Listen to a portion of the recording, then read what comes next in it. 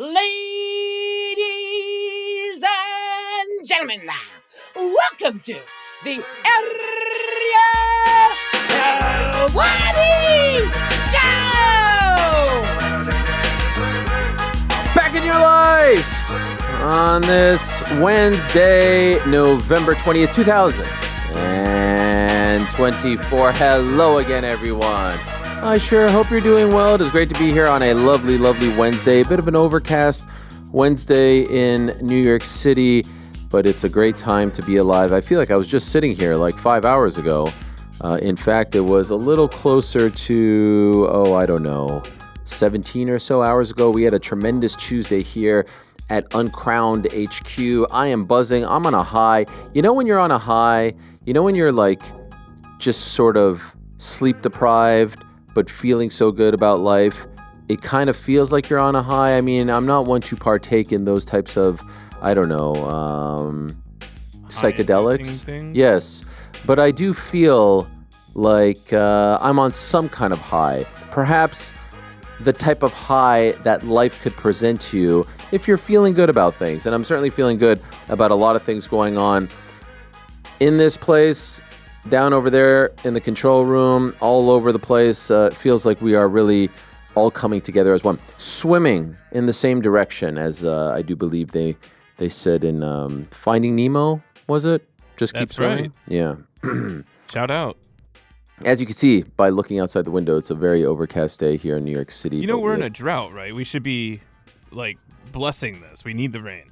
Oh, I know. Because every time I walk outside my house, there is this smell, intense smell of like a forest fire. Oh, and I think fire. I think there's something going on down south. So, yes, I would like the rain. Let the rain wash down and spread my tea. Let it wash away. Anyway, yesterday was a great day here at Uncrowned HQ. We had a tremendous show with Chael P. Son and the American Gangster. Blessed us with his presence. What a great time that was. Full show, of course, up on the YouTube channel. Full interview up as well. There were so many highs. I think my favorite part of the interview was when he revealed that he considered managing Francis Ngannou and the dramatic pause upon revealing such a tidbit, I think might have been my favorite part. Nevertheless, I am drinking a almond milk matcha chai latte in honor of my good friend Chael P. That was a lot of fun. Mikey Musumeci, a lot of fun. And then at 5 p.m. Eastern, we went live on the DAZN app and YouTube channel for the very first official episode of the Ariel and Ade show. What a time that was. My good friend Ade Oladipo and I sparring when it comes to all things sweet science. We took some nice little photos. He was in his Sunday's best. Look at the studio. I mean, look at us. Look at us. Turnkey operation here. Broadcasting to the world. Branding. Switch it all up. Yeah, sure. We could do 2 shows. No problem. No problem. And very proud about that. That's up on the DAZN Boxing YouTube channel, also the app. A select clip from the show up on our YouTube channel as well. Working through it. Thumbs up to the chat. Much love to everyone out there. And the show rolls on, my friends. By the way, that show every Tuesday, 5 p.m. Eastern, 10 in the UK, 2 on the West Coast from here on out. Plus the audio up on the Ariel Helwani Show podcast feed. We're working through it, Frank. Working through it. Working through the kinks. Thumbs up to the chat. Now, today's program, we love Wednesdays here. We love to shoot on Wednesdays. We're going to get to as many questions as possible, so let's not waste any time. Back into the show, we are going to be joined by Darren Till. Yes, you may have seen yesterday he was involved in all kinds of shenanigans. We don't care. That's right. Well, we care because we're going to have him on. And he was there in the midst of a melee. He was calling John Fury Little John. I think he said that that Tommy Fury has like bread for brains, something like that. The lingo is, it's tough for me to catch all of it, but it was great scenes. They're going to be fighting January 18th. And really kicking off a very busy January in the world of combat sports. Certainly in the world that we reside.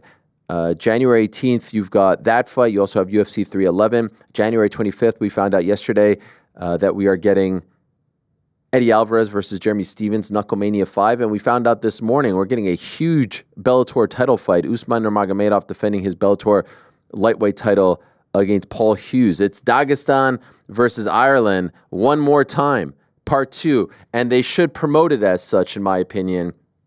And I'm going to weigh in on that fight in just a moment. Stick with me. Prior to Darren, Nakisa Bidarian, co-founder of Most Valuable Promotions, after a massive week, we told you about the numbers yesterday, talked to him about the fight, and then what's next come 2025 for the promotion, and then, of course, for the problem child, El Gallo, Jake Paul. Who's next? What's next? Where is he fighting? What platform will he be fighting on? And before that, we've got an interview that I've been trying to secure for about 6 months, ever since Gable Steveson parted ways, somewhat shockingly and surprisingly, with WWE. I've been trying to get him on the show, but there was a period where he couldn't speak. Then he got signed by the Buffalo Bills, my Buffalo Bills. Then he left the Bills. Then he was up in the air. Then he was with John Jones. And then just recently announced that he is going back to the University of Minnesota one more time to try to win one more national championship. And he's doing it again. And it's a sign of the times, because back in the day, you couldn't do something like this. He is capitalizing on it. And we're going to get to talk to him in his very first interview since leaving WWE. Remember, he was an NIL signing for World Wrestling Entertainment. A lot of promise, a lot of hype, a lot of buzz attached to him. Showed up at WrestleMania, was on NXT, and then poof, gone. So there's a lot to get to as far as Gable is concerned. Just want to go back quickly to that January 25 nugget, Usman Nurmagomedov and Paul Hughes. I thought it was very interesting in the branding of the on the poster and in the press release. I felt, here's the poster, I feel like the Bellator branding is being minimized. It's called Road to Dubai Champion Series.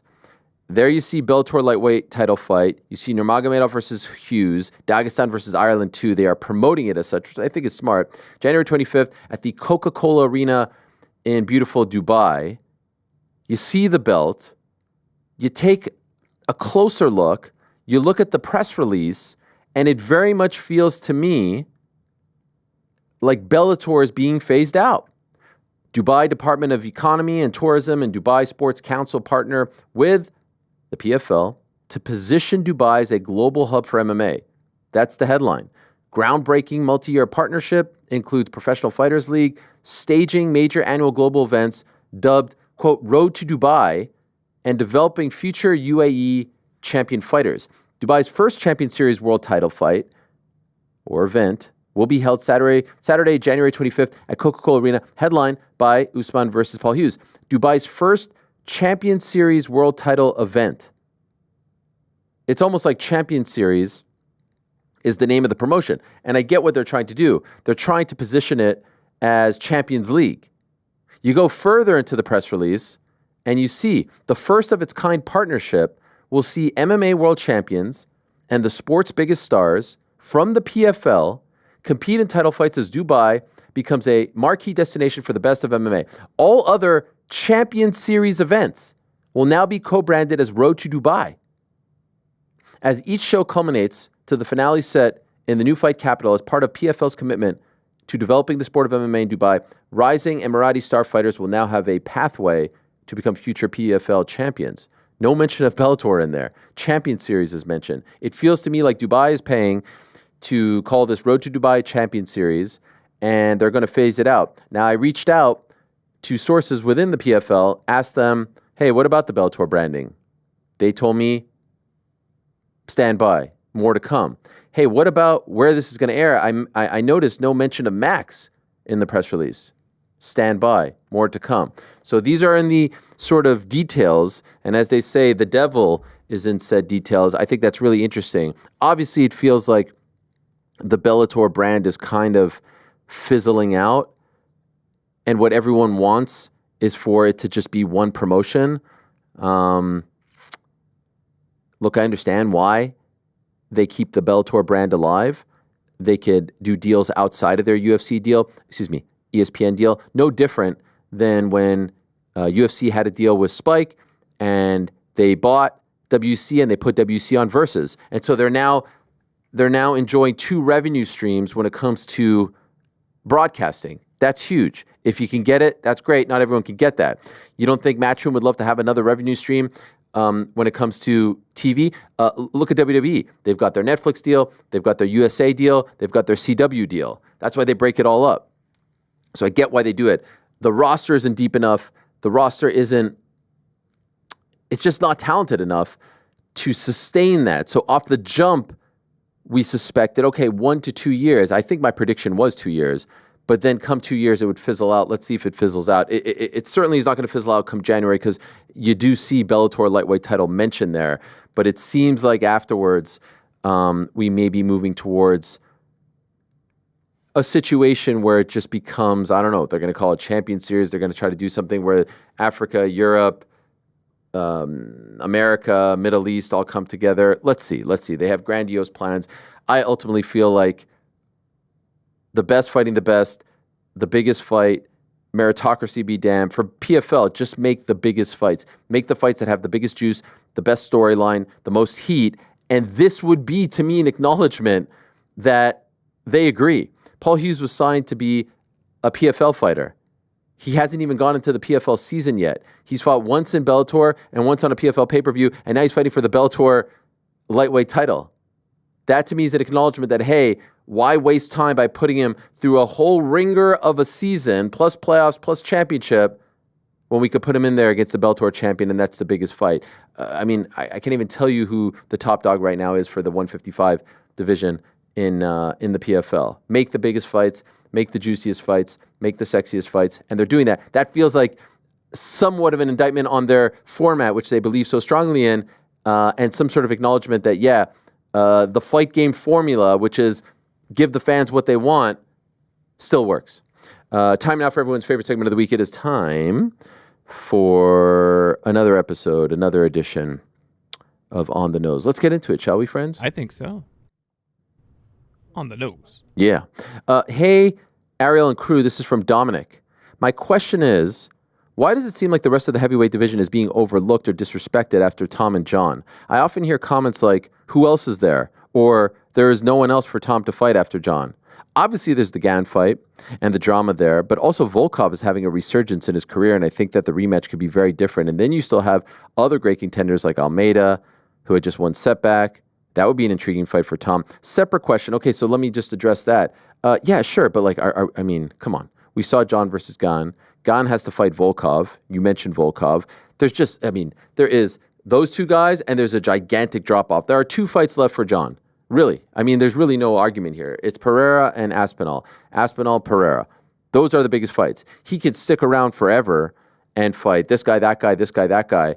But those are the 2 biggest fights. Those are gigantic fights. And arguably way bigger than any fight since the second DC fight, if I'm being honest. Bigger than Anthony Smith, bigger than Thiago Santos, bigger than Dominic Reyes. The Gann fight was huge. His comeback, his debut. Stipe was huge, obviously, to a degree. Those 2 fights are sexier, bigger, juicier, more intriguing than all of those combined. And that's no knock on the other guys, but they're just not at the level right now. So not trying to be disrespectful. There's just levels. Separate question, but have you heard anything on why Alexander Romanov was released by the UFC despite only being 33, 73 in the UFC? No, I have not heard. And they're cutting and releasing and signing a boatload of people weekly. Juan Sanchez, hello, Ariel and crew. My question this week is for GC. Which uncrowned alter ego team member would you rather go on a 7-hour road trip with?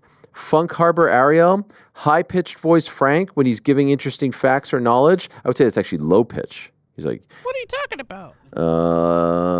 Well, we got one in the chat for you, Ariel, on this cloudy Wednesday. How long here have you on, been able to do that? I think you should do that more often. 98.7 FM. I used to do it. I used to work on at a radio station in Syracuse when I was a student there called Z89, and I would always say, the beat of Syracuse Z89. It's Ariel Helwani here. Did they train on you to do that, Wednesday or night. you Just naturally? Just talented, bro.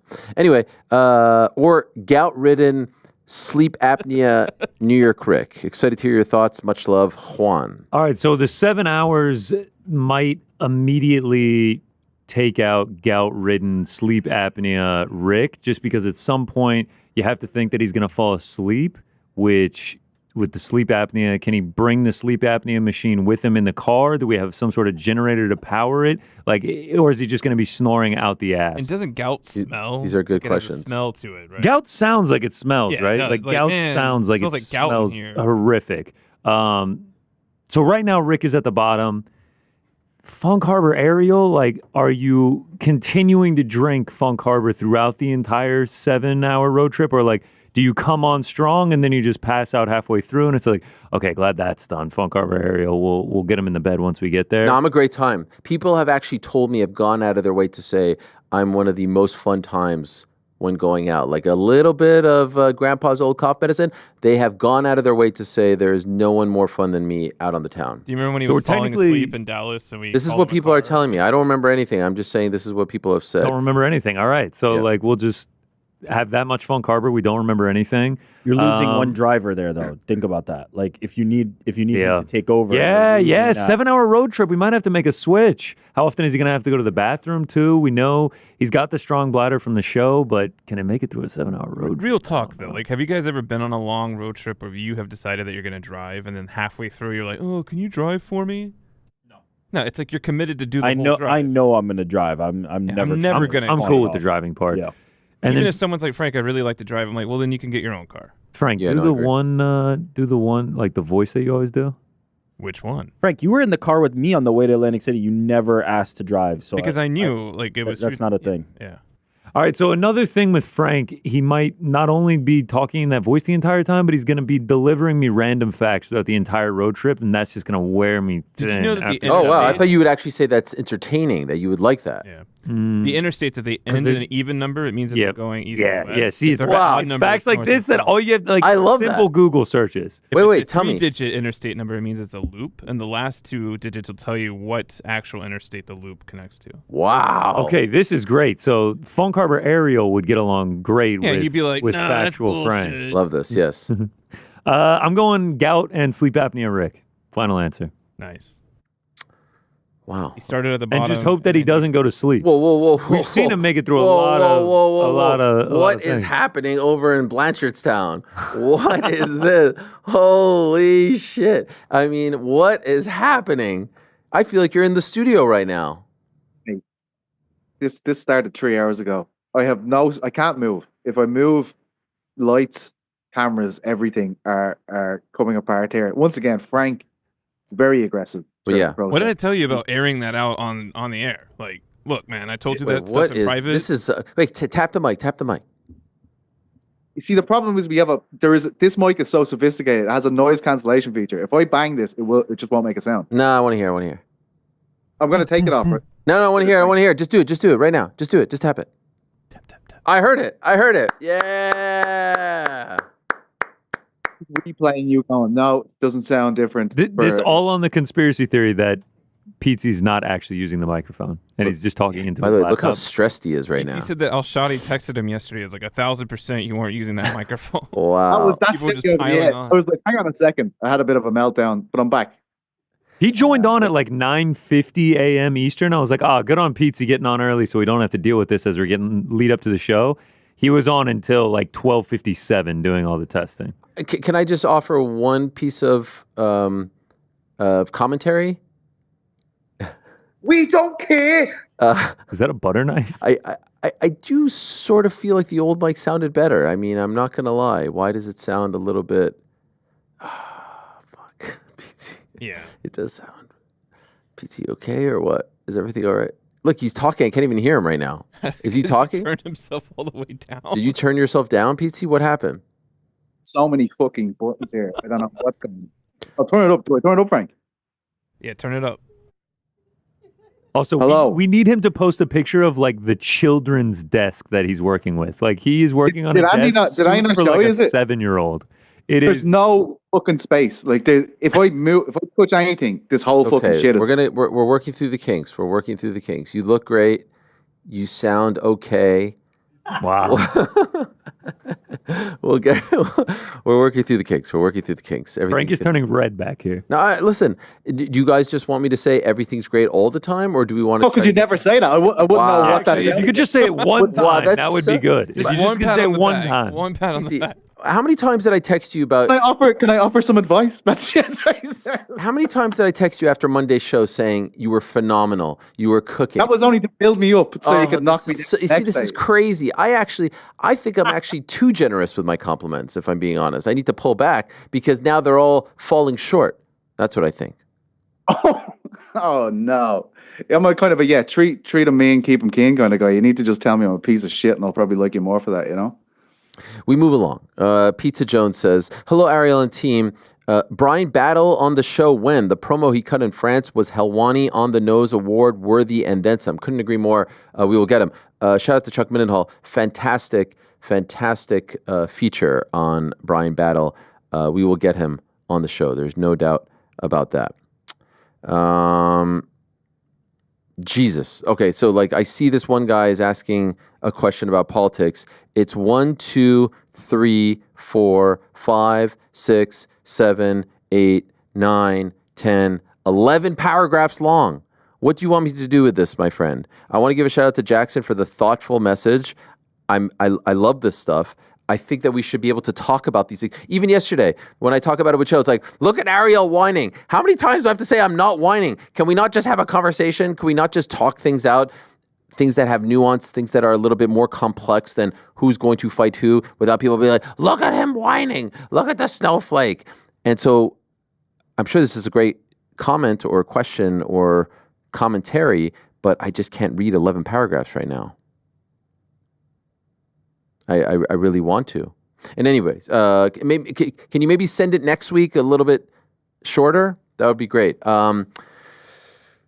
Lewis, moderator emeritus Lewis, and let us all, Frank, if we could get some sort of fun music. I don't know if we have any music. We still don't have a license.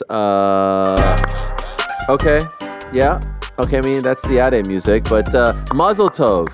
Mazel Tov to our good friend, moderator Lewis, who became a father last week, guys. Wow. How about that? Congratulations, Lewis. Yes. Lewis and his partner. Yes. Mazel Tov to everyone. Shout out to them. Hopefully everyone is feeling good, getting some sleep, healthy, happy, and wishing everyone nothing but the best. So Mazel Tov, here he is as the former moderator. Summarize your question in one sentence. Oh, he's telling the guy. See, here he is. He says, as the former moderator, summarize your question in one sentence. Edit the question and put it at the top. Short and concise. This is a wall of text. Thank you. Even put it into ChatGPT and say, can you make this one sentence? Yeah. Hut. Ariel, Trump appointed Linda McMahon. Have we become a MAGA channel here, Frank? What's going on? Look. What have you done to us? Is this the Gutfield show? Trump appointed Linda McMahon as education secretary, which is mind-blowing. Dana White has said he would leave the UFC to fill a cabinet role for Trump. Question 1, do you see Dana leaving the UFC within the next few years for a Trump position? No. Question 2, what the fuck is going on in this country? Thanks, love the show. Yeah, did you guys see that? Linda McMahon, Secretary of Education, I think it is. Saw that last night. Pretty big. Couldn't be happier. Dr. Oz as well. Really? Yeah, that was. What is his role? Something to do with health, Yeah, I mean, it makes sense. because he's got all those immunities. Who's next? Dr. Phil next. Who's next? Who do we got? So WWE, McMahon, that's awesome. Yeah, Dr. Oz, TV health. yeah. Dr. Phil, Secretary of Psychology. Yeah. Perfect. We're building this out nicely. Who else? RFK. RFK. Well, isn't he the health guy? No, there's two health guys. Oh, okay. Right? I feel like Jake needs something. Jake was pretty hard in the paint. Yeah, maybe. Secretary of Athletics or something. Secretary of Problems. Yep, I like that one. That's a good one. Or maybe ambassador to Puerto Rico. That's actually a good one. Yep. I wonder if Vince gets a spot or too toxic at the moment. No, it seems like never mind. Okay. All right. Lex, hey Ariel, any truth to the Izzy versus Imavov news for February 1st in Saudi? Truth be told, didn't look into it just yet. Saw it come through the wire. Busy day yesterday, but I shall look into it. Question for Ariel and the crew. In a world where you are UFC fighters getting your own custom shorts, what would be on your shorts? Love the new show. Keep up the great work. Matmo says Ariel's would be checkered plaid. Can I tell you guys something? Can I shoot straight? Yes. I feel like I never thought I'd say this. I feel like I'm kind of outgrowing the plaid. You've outgrown it. You think I've outgrown it? As soon as you got the Lululemon stuff over the summer, It's it. I've been planting the seed. I was like, Yeah. we're done with it. I We're know. done with it. You Time know to Andy's move on. wearing plaid today, and I was like, maybe this gotten too trendy. I knew it was really over when I was watching Olympic coverage Yeah. on the great CBC? CBC. Thank you. With my parents. Oh, yeah. And my mom saw you in the Lululemon. She was like, wow, he really looks great in these solid colors. He should ditch the plaid. I should listen to your mom more. Yeah, you know, I just don't have enough. Fashion design degree in college from the great Serious? Florida State University. Oh, I mean, that says it all. I mean, you've seen the drip on me, bro. It just No, I runs in mean, the family. and all very solid color. Like, yeah. I don't know. It's a different vibe. It's a different look. It's a different feel. We all do have to evolve. We all have to change. We all have to grow up. And I don't quite feel the same. I don't know. Is it time? I don't know. It scares me. By the way, I always used to wear the SBs. Now I'm wearing the NBs from my boy Bam Bam, and they were more comfortable. Are they? Do they have this? Are people like? Honestly, I just don't really care. I can't be bothered. Nonplussed, as the great Tony McGregor once said. I don't know. We'll You look guys- back fondly on the days of Plaidwani. I mean, it was a great run. It was 15 years, and here I am actually wearing plaid as I say this. But I don't know. I'm just sort of. I feel like I'm changing. You know, we all change, we all grow up, we all evolve. Do you guys have what would you have on yours? A peach, a Georgia peach? Yeah, maybe. I'd have to really sit down and think, you know? Rick would have gout. Yeah. I'd have like my list of maladies. I'd have every single thing, or like the prescriptions for medicine for each. Yeah. Ann Evans filled me in that the chat has dubbed him geriatric. Wow. Just That's so pretty good. That's not pretty good. That's really good. That's really good. Should we make the merch? I love that. Shout out to my fellow gout sufferers out there. There's a lot of pressure on what they give him next. Gout, sleep apnea, like are just so perfect. They're really good. I really want to know what the third the one's next going to one- be because there's a lot of pressure for it to be just as good. Maybe we'll get something. Of course. Maybe I'll He get gets something. I need to get it so we can. Oh, I meant like today. Maybe someone will offer something up today. PT will obviously have like, something very, common, like a 4-leaf clover or something like that, right? It should be Is this all we black. He's gonna have all the teams in the NFL on there. Yeah. No. The Shield. He's and all the no. teams. He's Rob Lowe with the NFL hat. He's just such a super fan. He just has the NFL hat He's got NFL on the shorts. with the foam finger. NFL. You do black like shorts with a Yep. cream trim. Yep. A point again. A pint to Guinness. Great I minds love think that. alike. I was just about to say that exact thing, PT. Yeah. It's your point all over it. Rick, is that you just kind of guessing what he said there? Because all I heard was. No. Oh. This is literally his internet. I mean, it's not. Why are we showing me? Because Pizzi's Do gonna me a favor, PT. die on the screen. Unplug that microphone. I'm flipping this fucking table. Yeah. PT, unplug the microphone, open the window over there in your attic, toss it out the window, and put the old $50 one back in. I mean, this is crazy. And can I get a refund also from Amazon? As you throw it out the window, that's not how that works. That table is going to be very easy to flip because it is literally like a Fisher How about the Price, amount like of you said about lighting the and- microphone. There's lights all over the fucking place. There's tools on it. It's No, it's a mess. It's a mess.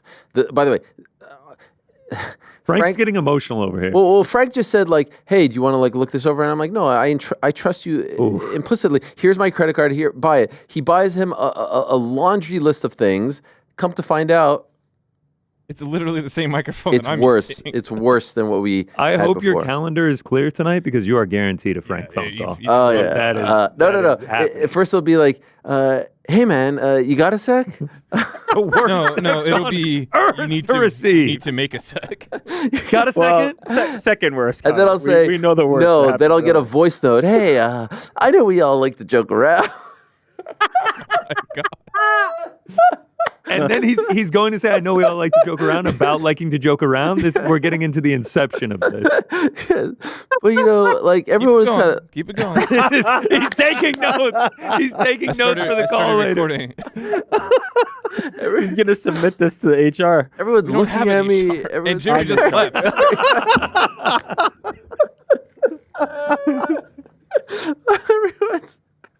Everyone's looking at me in the control room. They're like, "Are you guys really beefing, or what's going on?" You know. As soon as Jerry leaves, this is when Why you did I start have to doing get this shit. sniped right there, Jerry Jordan? just We were walked on a out. different thing, and you sniped me like that. Come on. Okay. Oh, Everyone, man. take a deep breath. Take a deep breath. I don't even know what we were talking about. Matmo, sup, Ariel? When you spoke to Bo last week, you told him you were surprised at how big of a betting favorite he was. By the way, vindication for me or no? I don't know. He then asked what you think. Did you see that tear just roll down my Frank has cheek? one too, but it's for different reasons. Wait, I missed it. I was listening to the program. What did you say? No, it's all good. What you think the odds should be, and you responded minus Seriously 750. scrubbing back to listen to Bo that right then said, quote, "So you think I would only win 75 out of 100 times? Because that's what that means." You then agreed with him that he should be an even bigger favorite. GC might be the man to ask here, but isn't Bo completely wrong with how he interpreted what minus 750 means? Minus 750 is 7.5 wins for every one loss. It's not 75 out of 100. A 75% win rate would translate more to a minus 300 or minus 400. No?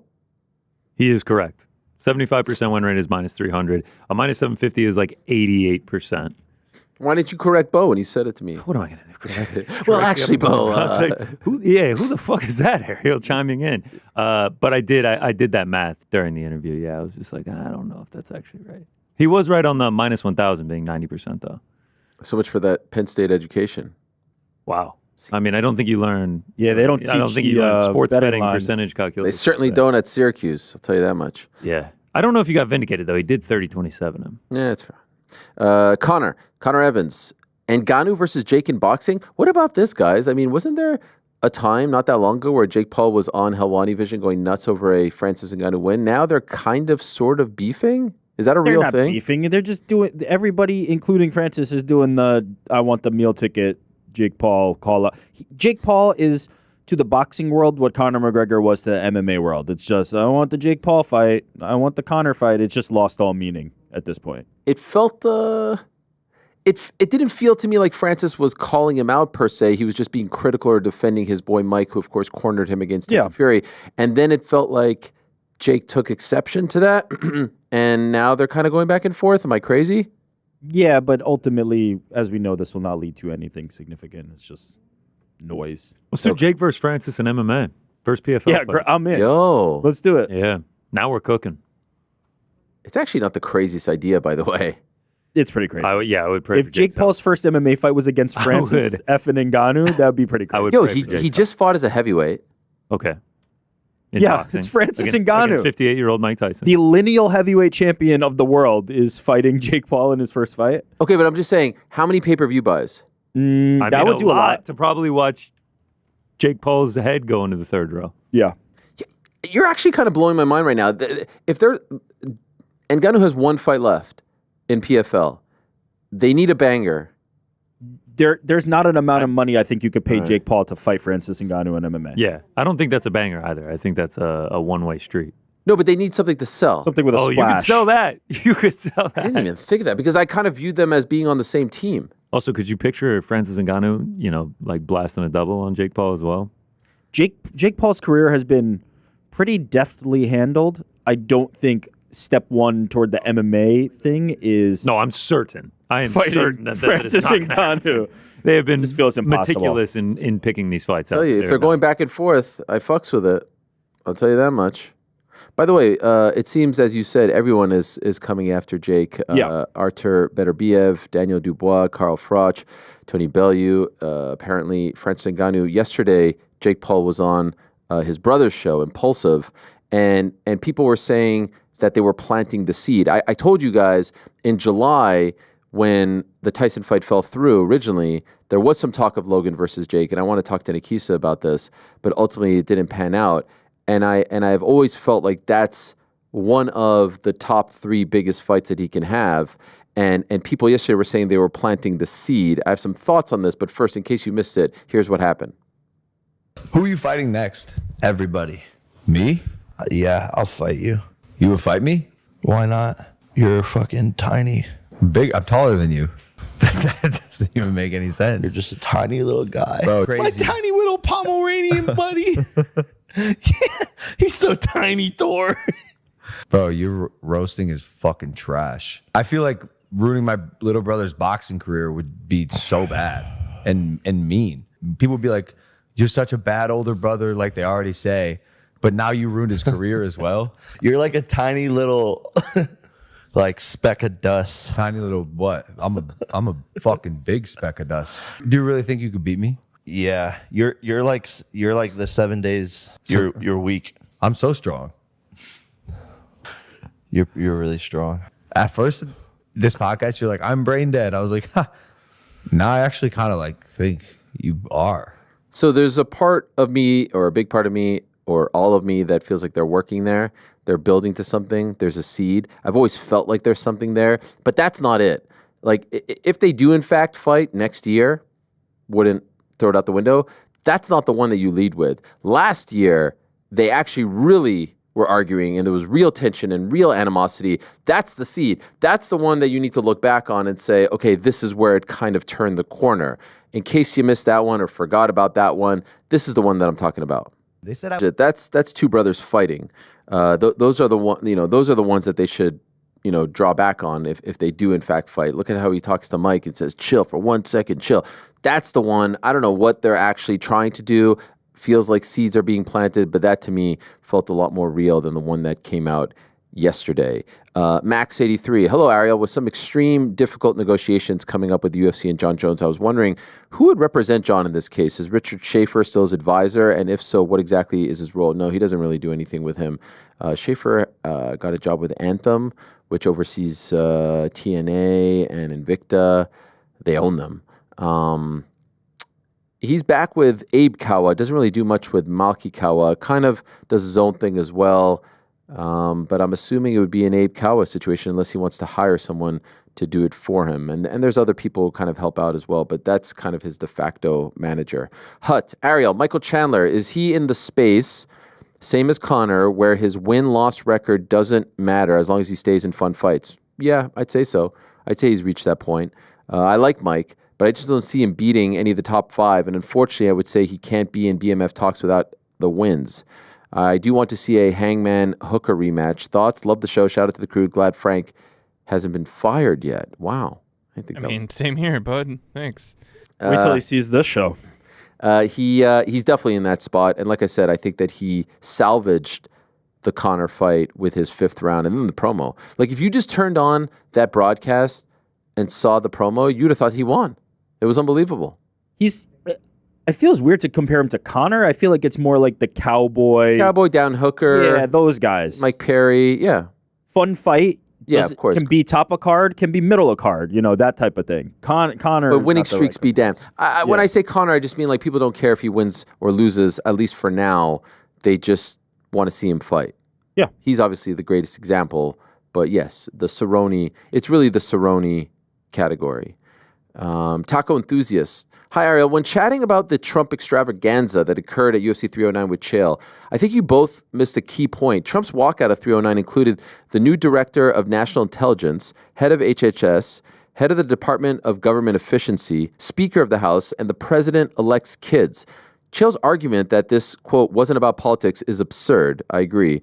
I get that Trump is Dana's friend, but this was political gloating and sports propaganda at its finest. If Ramzan Kadyrov got the same treatment at an event in Abu Dhabi and walked out with his allies, would we say it's political propaganda? If Jacinda Ardern walked out like that in New Zealand with her cabinet, would it be sports propaganda? I'm not even saying I'm anti-Trump, but when we start analyzing how every fighter interacts with them after their fight, it's getting absurd. Thoughts? I mean, that's essentially what I was getting at. It's a lot. And we've never really seen this before in North American sports where a politician, people want to call it he wasn't back in 2001 or he's the anti-politician, this and that. He is a former and soon-to-be current president getting this type of treatment. It's one thing to have him in the stands and saying hello to everyone and greeting them or whatever. This is completely different. He's getting a video package, a walkout, music, multiple mentions. I mean, they're breaking the fourth wall. He's hugging DC and Rogan and all the guys and all the fight. I mean, it's completely different. How anyone can acknowledge that, good or bad. It's different. It's unlike anything. It's unique. We have never seen this before. And I'm not a aficionado when it comes to all the other countries and how they do things. I watch enough Premier League football and I'm aware of what goes on in French soccer and German soccer and EuroLeague basketball. I don't see this. Certainly Canada and hockey, you just don't see it to this extent. You'll see, oh, hey, there's Prime Minister Trudeau at the Grey Cup. Cool. He ain't walking onto the field and getting a hero's welcome and doing the coin toss. It's just different. It's different. It's all political. It was political to bring him out for the past year and kind of use the UFC as a lane in the campaign trail. It was political after the indictment to say this is his first appearance and we're going to be okay and we're going to keep fighting. It was political after the assassination attempt to bring him out there and say we're going to keep fighting and we're okay. Like, this is all very calculated. It's not just, Dana wanted to present it as, oh, it's just sort of, happenstance. It's not. And I would just suggest when he first showed up at 244, it was very sort of casual. He was there in attendance. A whole big to-do wasn't made. That to me feels, now that it's over, that if he does attend events, that could be the norm. Maybe not. But I do understand, I will say, why the UFC does. It's a huge coup for them. The leader of the free world is a noted UFC fan and is choosing to routinely appear at their events and use them while they're using him as well. It's a mutually beneficial relationship. I get it. It's a nice little feather in their cap. It's huge for them, and they have benefited from this relationship. Look no further than Darren Till at that same event, trying to get into the country. And how many times has he been over since? So I just think can we not be grown-ups and talk about these things? Or is it all like, if you bring it up, you're like, you're a hater. You're a snowflake. Like, we're just talking. It's interesting. This is a thing that happens in our sport that doesn't happen in any other sport, including boxing. Certainly not in the NBA. Certainly not in the NFL. It's just fascinating. And people are paying attention. And like I said, I think there's a very strong case to be made that Dana White, the UFC, and Joe Rogan helped propel Trump to win the election. Again, no commentary. It's just the facts. They were instrumental. Andrew, happy Wednesday, crew. Hot topic at our water cooler this week. Could Jake Paul beat Deontay Wilder? What do you guys think? Could he possibly? Would he? Even in the state that Wilder's in right now, I would think that Wilder would win that. But I don't think it's an absurd question. Is that the one? Is that the next one? I'm down for it. I wouldn't mind seeing that. That would be something. I don't know, man. I don't even want to see Wilder he just has looked in very bad form lately, and I don't know. It's the perfect time to put him against Jake Paul. We can't be more upset about Deontay Wilder fighting than Mike Tyson. I'm not upset about either. I just, if you ask me, do I care about watching Mike Tyson fight Jake Paul if it's going to happen in a parking lot and it's not going to be on Netflix? I wouldn't want to watch that either. I kind of do. I don't hate it. How old is Deontay Wilder now? Mid-30s? Late 30s? Like 38 or something. 39, yeah. Too old. Sorry. Dude, come on, man. That's what people say. Plus, you want to get people to believe in something. Like, Deontay Wilder does have vicious power. I think he's done some damage to the reputation lately. Yeah, but you don't have to show the last two fights. You don't have to show the Joseph Parker fight. You show the 42 knockouts before that. I wonder. Is that a risk even worth taking for Jake, honestly? That's what I was going to say. It is a risk. HG Spike. Yo, Ariel and crew. This next question is just for Rick for absolutely no reason. It's good when it's set up this way. There we go. What do we got? Rick, would you rather be a talking dog that only cats can understand or a talking cat that only on-duty Uber drivers can understand? It has to be one of these. Thank you in advance for taking this seriously. I'm a talking cat that only on-duty Uber First, drivers. you're a talking dog that only cats understand. Yeah. Or a talking cat that only on-duty Uber drivers can understand. What would be more useful? Okay. This is an easy one. I'm picking the Uber driver one. Yeah. Because if I can talk to humans, then they can spread the message. Also, that person can now monetize it, right? Now, we as a duo, me and whichever Uber driver I select, we will be rich because he will have a dog that can communicate with humans. And then therefore, we'll monetize that. I'll have the nicest dog house. I'll have the nicest things. it's definitely that. Cats can't do anything for me. Wait, would you be a cat that can speak to Uber drivers? Sorry, I'm a cat. Yeah, I'd be the richest cat. I'd have the nicest scratch thing or whatever the hell Scratch cat. thing, What do cats have, Frank? Tell me what cats They have. have scratching post. They have. You acted like condos. a scratching post. It's the same what shit. happens when the Uber driver goes off duty, though?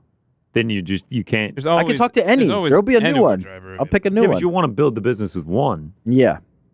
So he would No, just always we don't have to be. he doesn't have to drive Uber anymore. He's going to be rich now. I know, but I think the question was on duty Uber drivers, was it not?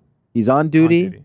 We talk. He's no longer on duty because we're about to be multimillionaires. 1 second. Imagine this though. So someone gets into an Uber car. Driver's driving. Cat is in the passenger seat.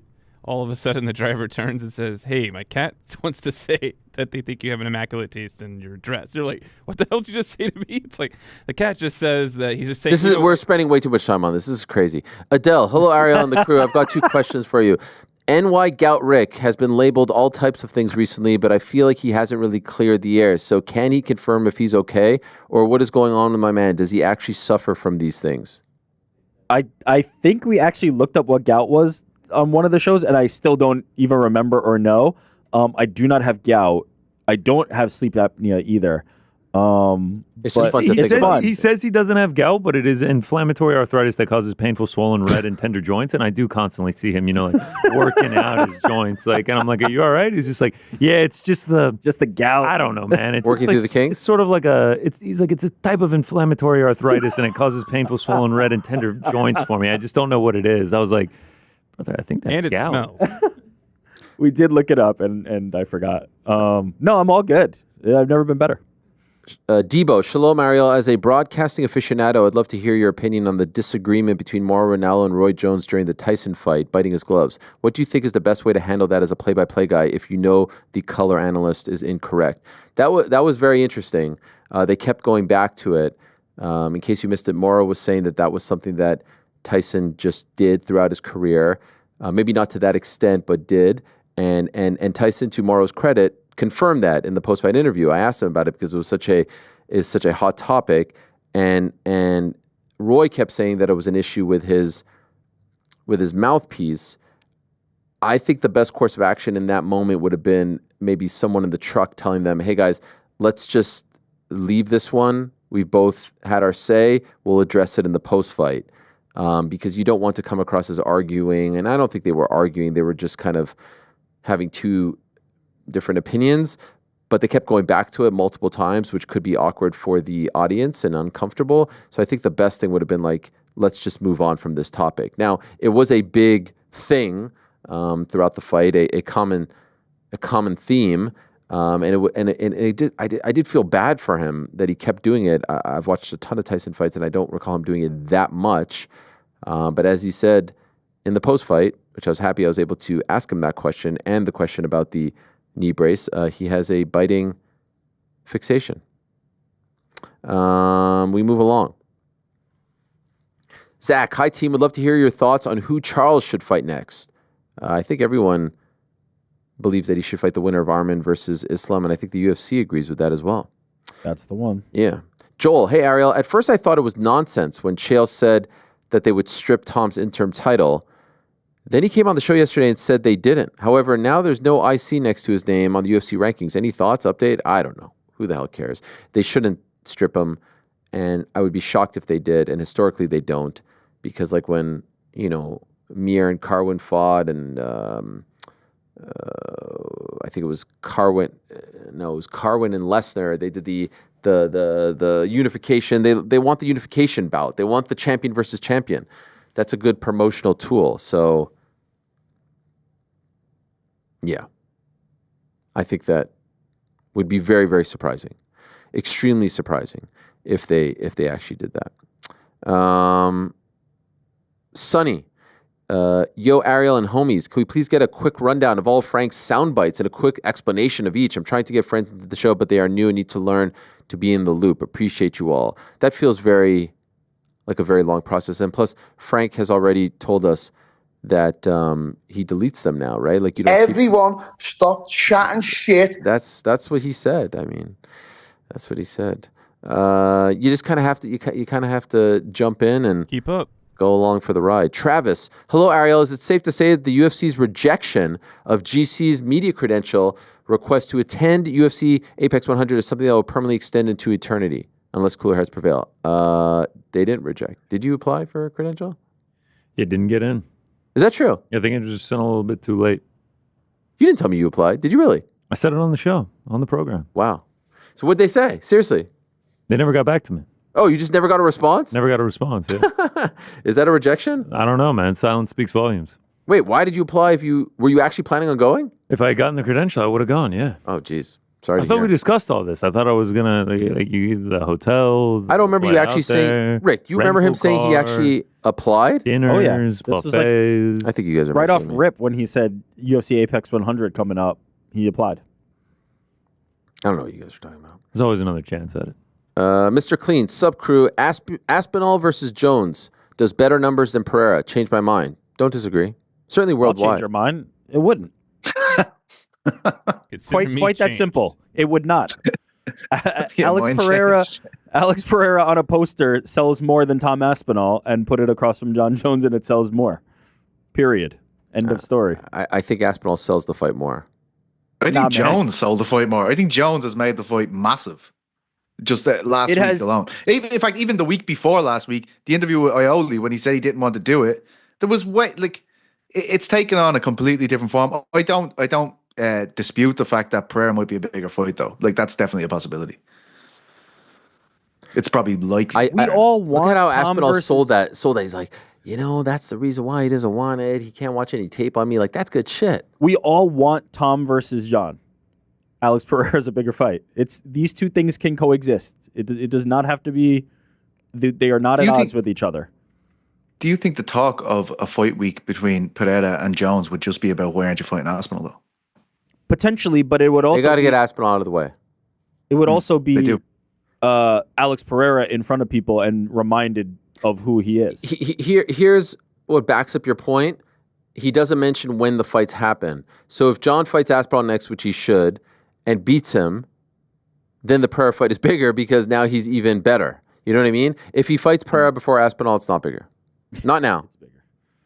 How did Alex become? He I'm was not- the I'm just guy, saying- and now all of a sudden He's not- Tom Aspinall He's my is number the one. guy? He's my number one pound for pound guy. But Tom Aspinall is the interim champion, and he's the number one contender, but- and he is the best heavyweight resume in the freaking company right now. But we're not talking about We're not talking about rightfulness that. to the fight. No, but that makes it bigger, in my opinion. And he will sell the fight, and he's got a whole country behind him. We don't know how big. By the way, how big is Pereira in Brazil? Have you talked to Guilherme Cruz about this, Pizzi? How big is Yeah, Pereira? yeah. What are we talking about? He How said big- he hasn't. Let him speak. Go ahead.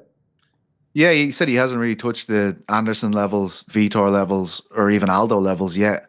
But that's predominantly because like he hasn't fought there, right? Like them guys were kind of brought in front of the audience, had magical moments in front of the Brazilian audience. He hasn't quite got there yet. And you have to remember too, Globo, the TV deal they had with Globo was massive, and that was when Aldo was fighting, when Anderson was fighting. They don't have that deal anymore, so it's a lot more difficult for Brazilian fans to consume the UFC the way they did back then.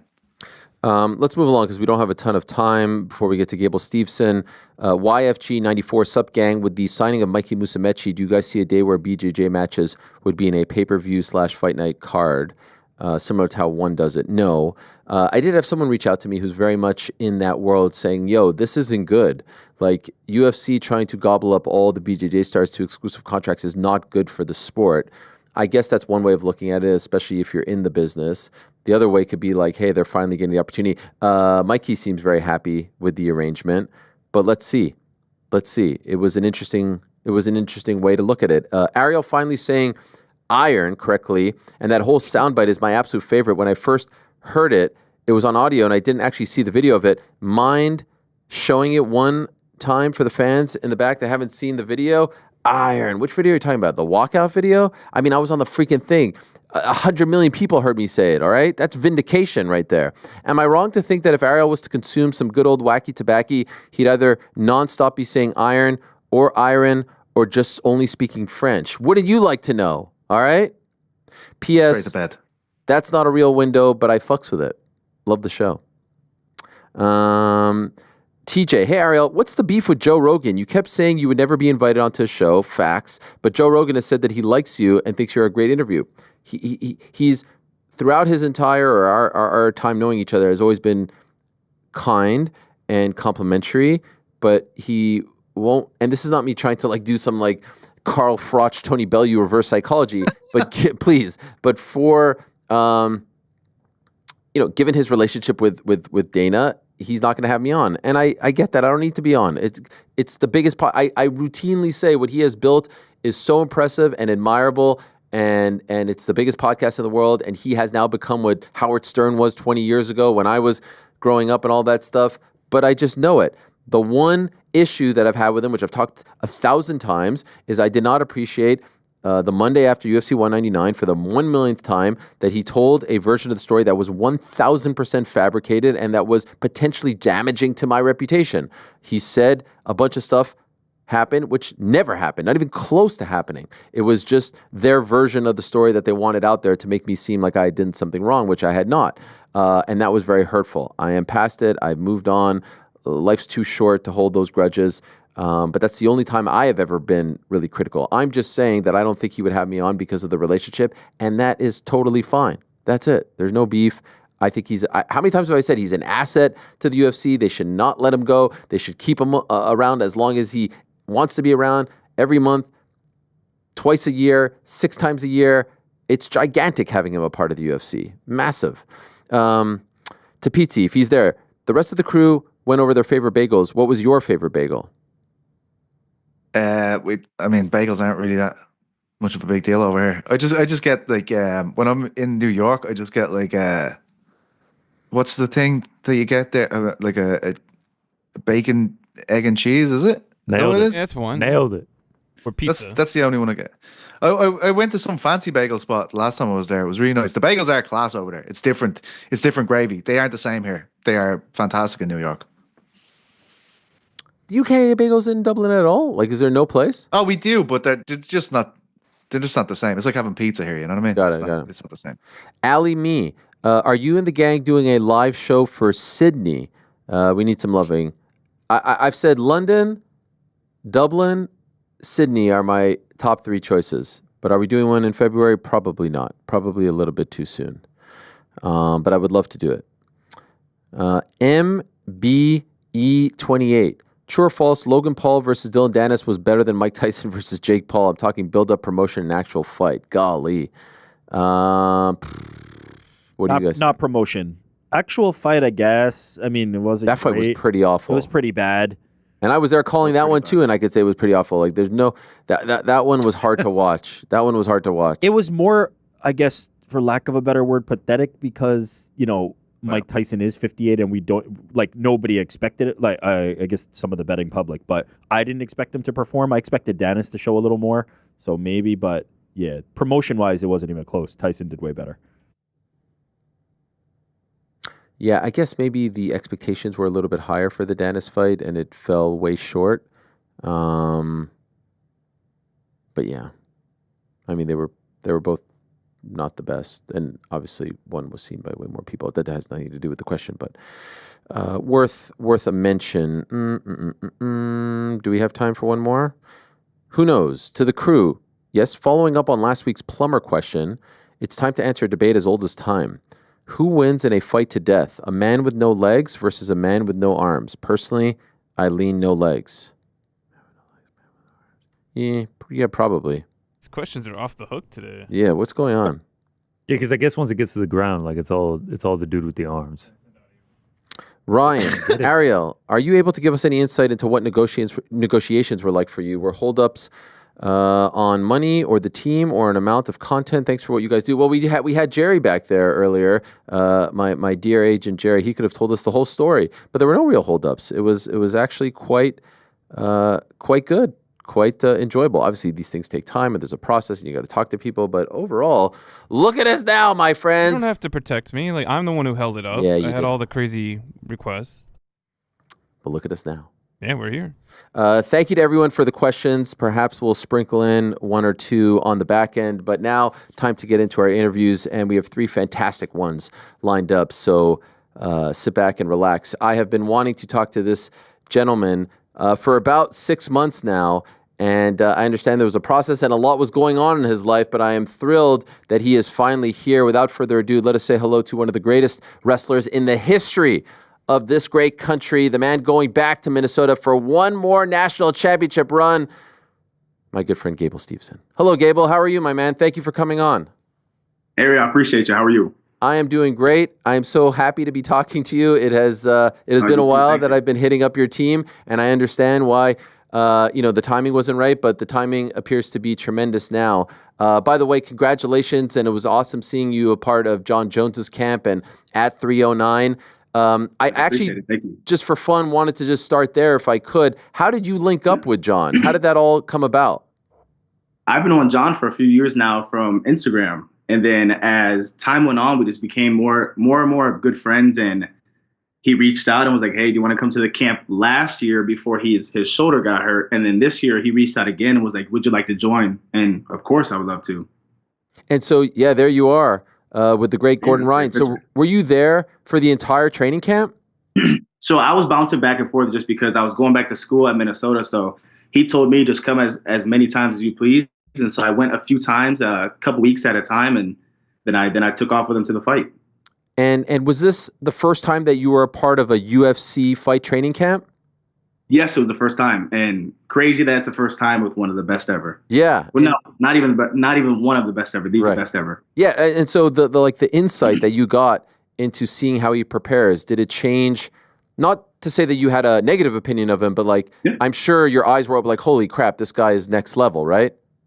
Man, just beyond next level. What a great training camp. What a great team he has. What a great human being John is too. Just definitely one of a kind in all aspects. And I was grateful that he chose me out of all the wrestlers out there to come help him. And we had a great time. Is this going to be a thing moving forward? If he fights next year, when he fights next year, do you think he'll be back in there? I would hope so. I mean, I would hope he picks me and consistently picks me. He's got a great foundation going on already. So no hard feelings if he doesn't, but that's my guy, and I would love to. And in the back, like when he was warming up and all that, were you warming him up? Were you a part of it? Like, what was your role on fight night? My role on fight night was just we went to the ring beforehand. He just has a tradition, and then before the fight, I'm sitting down in stands with near his family, and then he's in the back with all of his team, and I'm just sitting watching, waiting for greatness. Okay, and just curious, being there at MSG, like to feel that atmosphere, to feel that buzz. You've been to some massive events, Olympics, obviously, national championships, WrestleMania, et cetera, et cetera. How did that compare?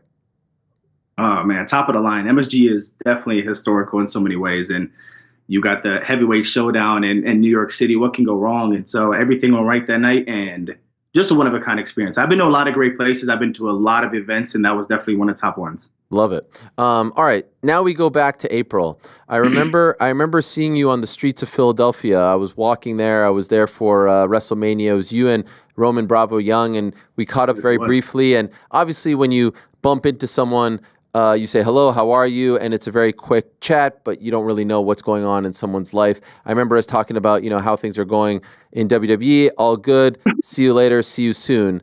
Literally a few weeks later, we find out you're leaving WWE, that you've parted ways with the company. Yes. And I will admit, this was a shock because of how much they invested in you, the NIL deal, how they were building you up, the WrestleMania appearance, et cetera, et cetera. And so I'd love to give you the opportunity, because I do believe this is the first time that you're really speaking about it all at length. For as long as you want, what happened? What happened between you and WWE? When I got to WWE, everything was great, and everything went great the whole time. It just wasn't the right time. After I signed with WWE, I tried to go back to wrestle, and you can't do consistently the 1 foot in, 1 foot out of everything. And as later time going on, it just wasn't the right thing. And I wanted to keep wrestling and keep going in that direction, and WWE had a different direction. And obviously, it's no hard feelings. It's never bad blood. I did see Paul Levesque, Triple H, or Hunter, whatever people call him nowadays, at the UFC event, and we had a brief combo, and everything was very civil and very nice. And it was great to see him and Stephanie backstage, and everything is good. There's no hard feelings on my end, and they knew at the time that I wanted to keep being competitive, and it was just a little bump in the road, and it happens. When did you start to feel like maybe this wasn't the best fit right now? I'm really not sure, but I mean, just time build up maybe, but at the end of the day, it just wasn't the right time, and that's really all. And could I ask, was it your decision to leave? Was it their decision to part ways? Like, how did it all come to that conclusion? I'm not sure. Okay. Is that something you don't feel comfortable talking about? Now we'll just leave it as everything's all good. There's no tensions. There's no animosity against anything. And if the opportunity definitely came around in the future, and I would love to put both feet back in and take off and go run with it. And I would love that. But business is always going to be business. You got to take risk in your lives, and some of the risks don't work, and that one just didn't work. And there's no problems with me. I'm hands off, and time will always come back around, hopefully. Do you regret going down that path? No, I don't regret anything. I don't regret going down that path. I don't regret playing for the Buffalo Bills. I think I've had so many great experiences that it was just an experience that you got to learn from and understand the business in the right way next time you come back. And of course, I can't wait to ask you about the Buffalo Bills. Obviously, I'm a lifelong Bills fan, so I'm very curious about that experience. But just a few more on WWE. Do you have any sort of, disappointment? Like when you look back, I wish I would have maybe done this or done that, or maybe leaned up, close to this person or took this advice. Like when you look back on it, any disappointment? Of course, there's going to be disappointment. I feel like I could have done so much more in the business, and I could have lasted a really long time. But like I said, business is always going to be business, and business doesn't stop for anyone, and it's not going to stop for me, especially even if I'm the Olympic champion. So there's no problem with it. I'm good to go. I'm going through a college wrestling again and restarting everything and getting back to where I was. When you look at those photos there that we just showed, what are the emotions? Like, do you look back with fondness? No, I look back and that's a great picture. I was in a WrestleMania. I had a WrestleMania moment. There's so many people that are in pro wrestling that have never had a WrestleMania moment and are praying that they do. And I've had that moment, and pretty cool. And Chad Gable, thank you for that moment too. And I mean, like I said, there's no problems for me. I would love to, if it came about again, it'll be cool. If not, the world never stops spinning. So you're keeping the pro wrestling door open. You're not shutting it after this experience.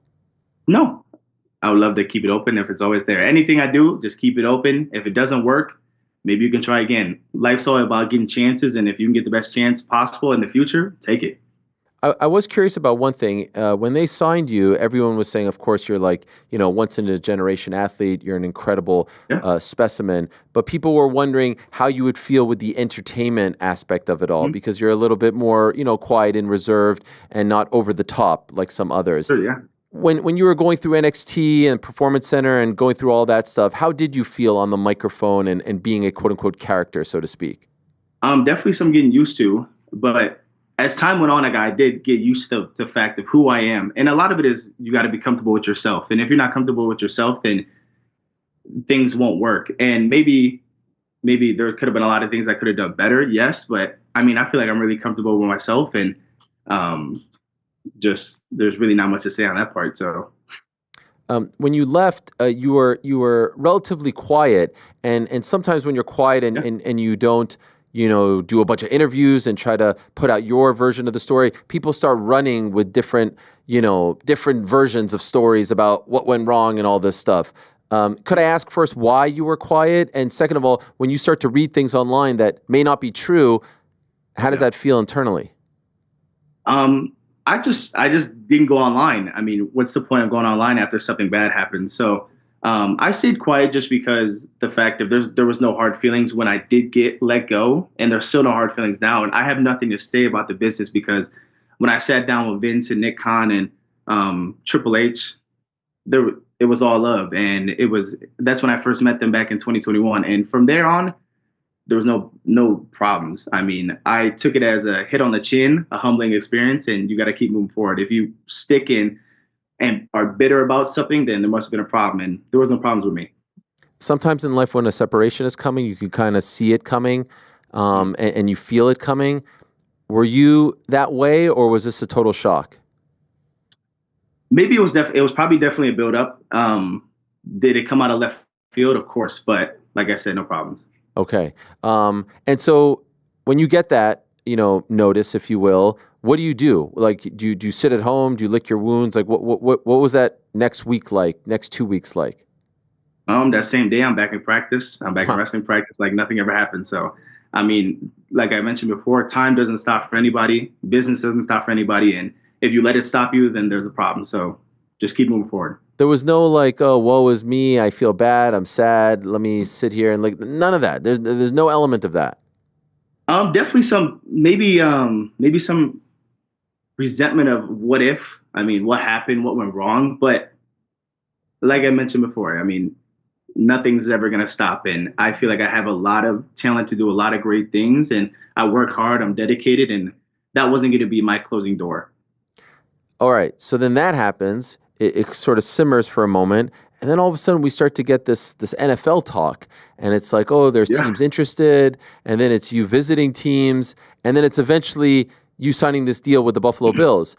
The initial talk of like teams interested and you visiting, is that you and your team reaching out to NFL teams and saying, hey, we're open for discussion for any kind of talks, or is are they reaching out to you guys saying, have you thought of this? Are you interested in this?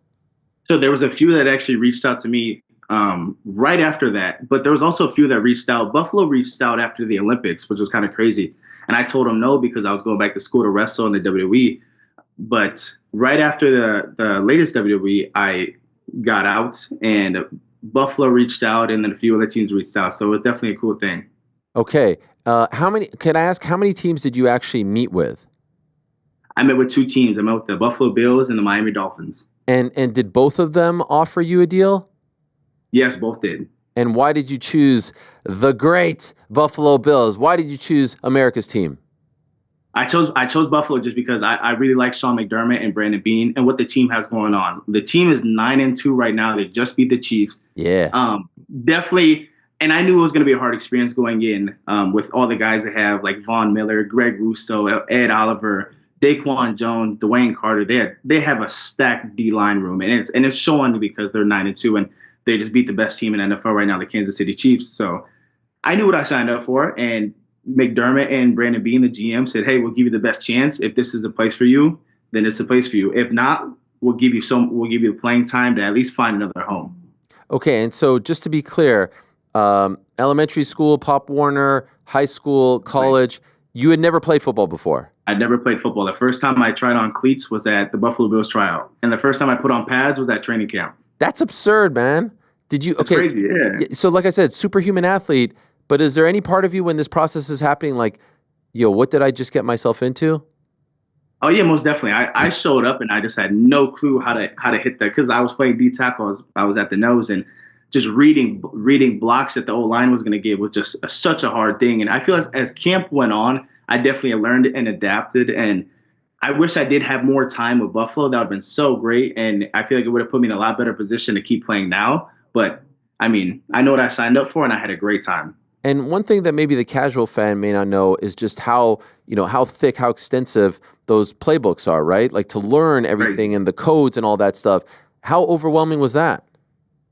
Just beyond overwhelming. I mean, I came 3 weeks late to OTAs, and so I had to start from scratch. And so I had Matt Edwards, the assistant D-line coach, and Marcus, the D-line coach, helping me literally like know where to line up, how to know, do I line up in a 1, do I line up in a 3 or 2-eye? The words they say are just everything, and the hand signals that you got to adapt to. It was so overwhelming. But as the camp went on, I definitely adapted well and figured out the meaning of what I was doing and the art of playing D-line. In total, how long were you with the Bills for? I was with the Bills from May 31st all the way to the last preseason game. And so how long did it take for you to at least start to feel comfortable with the lingo, with the jargon on the field, wearing the cleats? I would say towards the end of camp, that's when I started really, really like feeling comfortable who I was on the football field and having that confidence to go out there and battle a center and a guard at the same time. And it came along, and I really did wish I had more time. It was such a good time. I understand this may be a tough question to answer, but I'll just ask it anyway. Mm-hmm.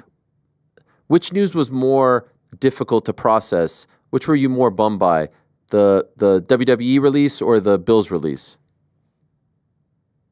I'm not sure. Maybe no answer. I just wonder if it was the Bills one, because I feel like you were just getting started and you were liking it and you didn't get enough time to get your feet wet. I think they both got a certain sting to it, and that's about it. Fair enough. Was there anyone in the locker room in the Bills organization that like really took you under their wing? Yeah, that's right. Like Von Miller, was it really? Von Miller, 100%. The Wow. first day I showed up, I had a locker next to Von. Von takes up 2 lockers because he's got so much stuff and packages are getting sent to him. But Von Miller definitely took me under his wing and was like, hey, you're an athlete. I believe in you. If this is a spot for you, this is a spot for you. If it's not, I'm going to help you to get to where you need to go also. And Von definitely played that big brother role for me and try to get me in the right direction. That is great to hear. Sure. And you played in one game. I played in 3 games. 3 games where you actually got on the field. That first one, how nerve-wracking was it? Very nerve-wracking just because it's a whole new thing that you're getting into. And D-line is just like wrestling, but everyone knows that D-line, in wrestling, you got 7 minutes to sprint and hold off and go again. In football, you got 5 seconds and it's a sprint. You get the ball, you don't get the ball, and maybe it's your fault, maybe it's not your fault. So I think the hardest part for me was knowing that if a ball didn't come my way, that I'm not at fault for missing it. You got to do your job, you got to know your role, and you got to stay in your gap and know just where to go at all times. By the way, how much of a beast is Coach McDermott? Because you see him, he's pretty built, but I understand like he has a wrestling background as well, right? He does, yeah. McDermott is beyond a beast. He's one of a kind, and he's led so many teams to do great things. And for the opportunity he gave me, I thank him a lot and owe him a lot for that. And McDermott, he loves wrestling, he loves his wrestlers, and he believes in them all. And definitely applaud him for bringing me in, and Brandon Bean too, and everybody else that showed love. Did you actually like ever get on the mat with him or do any type of wrestling training? Nah, see, he tried to get on the mat with me, but he just had excuse after excuse, and wow, ran some of these times. So wow, if Sean's listening to this, I don't mean to throw you under the bus like that, but it's you just kept dodging and ducking. I'm not sure why. Wow. By the way, which team did you grow up like a fan of? Like, who's your team? Was it the Vikings? I really didn't have a team, but I grew to like the Vikings from being in Minnesota. Got it. So just curious, like if it ends up being a Bills-Vikings Super Bowl, who are you rooting for? I'm going to have to root for it. I'm still at home in Minnesota, so I'm not sure. I might have to root for Buffalo. Those are your boys. I love both. I might have a split jersey of Minnesota and Buffalo. That's fair enough. You might get. Any like, what's Josh like? He seems like the ultimate leader and an incredible teammate. Any interactions with him? Yeah, Josh was definitely a leader. Josh, he definitely took a lot of players under his wing, such as Keon Coleman. Keon just showed up and Josh wrapped him under. Was like, you're going to be the best receiver if you want to be. And Keon, if you know Keon Coleman, you know he wants to be the best receiver out there. And Josh just led the team in so many ways, and his energy and his presence just brought a different vibe to everybody, and it made sure everybody wanted to win too. And as we see now, the team is 9-2, and they're winning, and hopefully they can get through that Super Bowl and then finally bring a ring back to Buffalo. Oh my gosh, I get chills just. You would love that. I will cry like a baby. I told my kids that I will run outside naked. I will go streaking, and I 1,000% am being honest. If they can actually do it, you ain't got to do all that, but I get it. Yeah. And by the way, I'm sure Bills Mafia loved you as well. Like I'm sure the fans treated you like a king. They were so cool, man. Bills Mafia was cool. Definitely the craziest environment for fans that I've ever been in. Besides like a WrestleMania or an MSG for a fight, but Bills Mafia's got it going on, and they take care of all the players. They love everybody, and we loved them back too. So it was so fun. I love it. I remember when the WWE news came out, and one of the things that was brought up was if this would have come out maybe a few weeks prior, it would have given you enough time to try out for the USA Wrestling Olympic team, which of course the Olympics happened late July, early August. Was that disappointing that the timing at least didn't allow you to go back to the Olympics to try to go back to back? Definitely disappointing, but like we talked about before, it was no hard feelings when it was going to happen, and I just have no problem with it. Would I have loved to go to Paris and win my second gold medal? Yes, of course. That would have been a great thing, but no problems. Did you watch the Olympics, or was it too difficult? I watched it, and the American heavyweight mix in Paris, he did really well. The guy beat in the 2021 finals, he won the Olympics this year, so it would have been cool to get another crack at him, but it's all good. Just curious, like watching the atmosphere and how, it was buzzing as opposed to Tokyo. Was there any part of you that had a little bit of FOMO? That part really gave me a lot of FOMO. I wish I could have showed up and had that real experience, because in 2021 I maybe had 30 people in the stands watching, and I feel like I had a really good finish for the crowd just to go crazy. Yeah. But I mean, time goes on, and I'm sad I missed it. It just happens. Okay, so part ways with the Buffalo Bills. Yes. Then what are you thinking? What like there's so many options on the table now, and ultimately we know what your decision is. You've announced that you're going back to Minnesota for one last year. And by the way, the video that they put out starring you, do you mind if we just play it real quick? Because I thought it gave me chills, man. It was freaking incredible. For those that missed it, this is how the announcement was made. My name is Gable Steveson. I'm an Olympic champion, two-time NCAA champion, the first and only two-time Dan Hodge Trophy winner for the heavyweight weight class. First, I would like to thank the University of Minnesota for their time, for their effort, for their persistence with me to push me to the man I am today. With all this being said, there's still one thing inside of me that still burns. The burning passion, the competitiveness, the itch to become great again and add to the legacy of Gable Steveson. Minnesota has given me everything, and now it's my turn to give it right back to them. To put my feet back on the wrestling mat. To be the champ. One more time.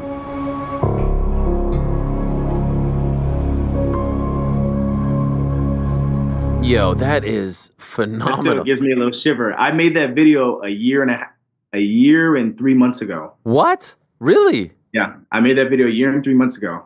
Wait, So that why? video still gives me chills. Why so long ago? You were still in WWE back then. I was supposed to wrestle last year, and I decided not to. The timing wasn't right. So we held that video this whole time. Wow. That is wow, I did not know that. That is incredible. So when you watch it, what does it do to you? It just gets me fired up. It gets me fired up knowing that I'm coming back to what I'm used to. I'm coming back to the University of Minnesota. I'm coming back to amateur wrestling and gonna make it a powerhouse and go out there and dominate and put on a great show as I always do. So going back to the original question, when you leave Buffalo, do you consider any NFL deals, or is it right away, I'm going back to Minnesota? No, I actually waited. After Buffalo, I waited maybe a month. I had the Indianapolis Colts bring me out for a tryout. I had the Ravens. The Ravens were going to keep me, but they had a D-end get hurt the Sunday before I went to the tryout. So I went on a Monday, and then I flew home Monday too. So they had to compensate for a D-end. And then just a few weeks ago, the New Orleans Saints reached out and they wanted to take me for practice squad after a tryout. So still a cool opportunity. And if it prevails, maybe a futures deal with the team that I can sign or stick with it. You never know. Okay, so you're still keeping that door open as well. Yeah, I think that'd be really cool. When I tell you I love playing for the Buffalo Bills and I love playing football, it definitely brought a spark back into me that I didn't have for a long time. And I was grateful for the opportunity. When do you make the decision, all right, 100%, I'm back in, I'm going back to Minnesota? So when I was with Buffalo, we knew that I had a year of eligibility left. And so if I did get cut from Buffalo, the chances of me wrestling were probably 99%, unless the 1% was the football, and it took me from there. So right after I got done with Buffalo, I called my manager and I was like, hey, I think we should wrestle. I think we should go back to Minnesota. And he was all on board with this. So we had the wrestling solidified maybe the day after Buffalo Bills, but I kept silent about it for maybe a month just because I wanted to see if a team would take me and give me another chance. And so what has the reaction been like? I know you did a press conference a couple of days ago, and it's a gigantic deal, but back on campus, do you feel like, because I noticed, and correct me if I'm wrong, some of the questions, I think some of like the old guard may not like the fact that you're able to do this because this is a sign of the new NCAA times, which you guys should profit and you should get paid. And it's absurd that for many years, athletes couldn't get paid. Do you feel like everyone's on board with this, or is there still some people saying like, oh, you went to the NFL, you did WWE, this shouldn't be a thing? I feel like a lot of people are probably saying this shouldn't be a thing, but I think it's a great thing for me to go out there and reestablish who I was. And I think it's a great thing for the University of Minnesota also just to bring me back and we can have that aura of being a powerhouse wrestling team. We have a fantastic team right now. 6 guys in the top 10, which is really unheard of for Minnesota in the past few years, is because we've been on a downhill slope. And so I think right now with me coming back is definitely going to bring that swag back to the team, and then that grit, and then just the fashion of who we really are and who Minnesota wrestling really is. Because is it going to be hard to compete with Penn State and Iowa and those guys right now? Yes, of course. But I think this is going to lead into something big. And that's what I've always wanted to be for the University of Minnesota, is just be something big for them so they can lead into the next phase of people that come in. What are you guys ranked? We're 8 right now. And your first match, correct me if I'm wrong, is it on Sunday? Yes, it is on Sunday, but I believe I'm going to wrestle Friday at North Dakota State also. Okay, wow. So you're right back in it. And how do you feel? Right back in it. How's I feel great. I mean, I never stepped off. When I left in 2022, I never stepped off the mat. I did wrestle a couple of freestyle matches in 2023. So it's been about a year and a couple months since I wrestled. But I feel great. I feel ready. Bulking up for football and then cutting it back off for wrestling has definitely helped me a lot. And just, it's going to be really good. I can't wait to wrestle. You were somewhat of a rookie in pro wrestling, a rookie in NFL. Now you go back to where you're the king, right? Like, this is your thing. Is it nice from a confidence and ego standpoint to know, like, yeah, this is my world. There's no feeling out process here? And most definitely. I think heavyweight wrestling needs a person like me. And I feel like this is the best time to do it, especially in the NCAA. They need a guy that's going to go out there and dominate and show and get a lot of points and get the crowd riled up. And I think that's what I bring. And I just can't wait to showcase the new Gable Steveson to a lot of people. I think it's also just great for the sport in the sense that, like, you know, I'm aware of collegiate wrestling. I've said I don't have the bandwidth to follow it. I know one current collegiate wrestler, and it's you. And so now I'm invested, and I want to see if you can do it again and win another national championship and all that stuff. So I think it only brings more attention and viewers and eyeballs and all that stuff to it. I am wondering, though, if you're considering trying to make it to LA in 2028 because you missed out on Paris. Is that part of the plan? Yes, LA drives me a lot just because it's in the United States. And what other better way to win the Olympics than to be in the United States? I mean, I'm not sure when the last time the Olympics was in America, but this is definitely going to be a big thing, especially with it being in LA. So many well-rounded people that are in LA, so many, I don't even want to say the word famous people, just the caliber of what LA brings to the United States is crazy. And so I think being able to showcase who Gable Steveson is in LA is definitely going to be a big thing. Yeah, the last Summer Games in the U.S., 96, Atlanta. It has been quite some time. I am hoping selfishly we get to see you in an MMA cage, and I heard John Jones shower you with praise in his post-fight press conference. He said it's not if you will be a UFC champion one day, it's when you'll be a UFC champion. And so where does MMA fit into these plans? Are you going to eventually try your hand at mixed martial arts?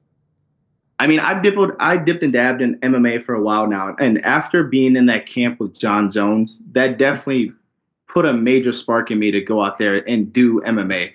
Not sure the promotion yet, but John definitely lit a fire under me and was like, hey, I think you should go back to wrestling. I think you should try MMA. We got a great team here with in Albuquerque if you want to join us. And it was just fascinating how I got into something so quick. And when I put on the gloves, everything felt like home base. And with the wrestling, with the boxing work, with the jiu-jitsu, I feel like I could be very good really quick. And, you know, one of the things that people used to say about Brock, whether true or not, is he doesn't like to get hit. John said you got kneed in the face and you just brushed it off. And so what does it feel like to get hit?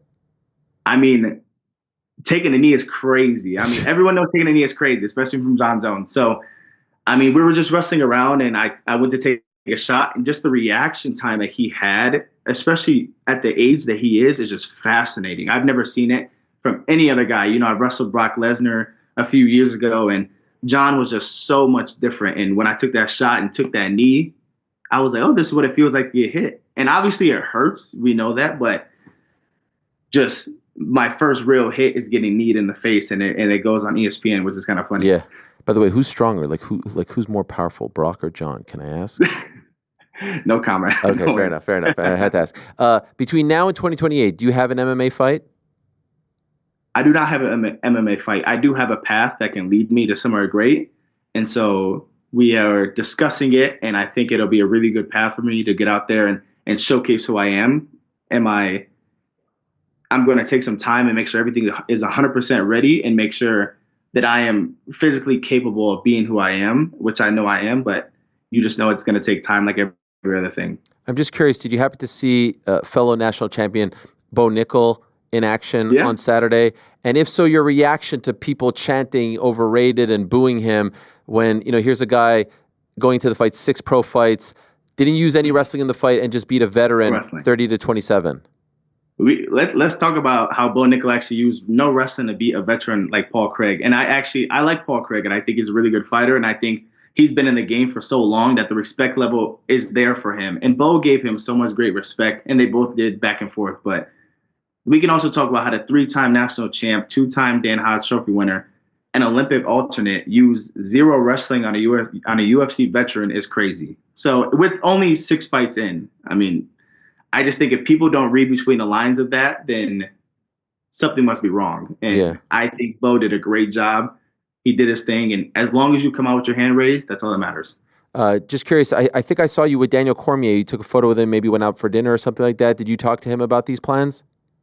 I actually have not. I didn't go to that dinner. Oh, I thought I saw a photo with you guys together with Dave Martin. Am I crazy? I wasn't in there because I was at a scheduled practice with John. John, okay. So I did see Robbie Lawler there and those guys, so I'm imagining this. I do have a vision, a dream of you and DC. For some reason, you're sort of similar build training together. And I know that might be weird with the John Jones relationship, so probably that dream is not going to come to fruition. But they seem to be cool now. I saw them do the interview, so maybe I'm wrong. I'm not sure how either of them feels. I don't ask those questions. I stay where I need to stay, and that's all I need to do. That's fair. Well, it's very exciting to see that you're coming back. It's very exciting that you're coming home one last time. There was once a time where you couldn't do such a thing, right? There was once a time not that long ago where you would have been excluded from doing this. And I'm guessing there's a part of you maybe with a bit of a chip on your shoulder as you go for this final national championship, right? After everything that's happened over the past year or so, you kind of want to remind people who Gable is, no? Of course. I want to remind people who I am. I want to remind people that I am, I'm not going to say the best heavyweight to wrestle right now because there's so many great heavyweights, but I am one of the best to go out there and do my thing. And there's definitely a big chip on the shoulder, and I want to show the world that I still got it. Last one, John Jones, Tom Aspinall. Who wins? Okay.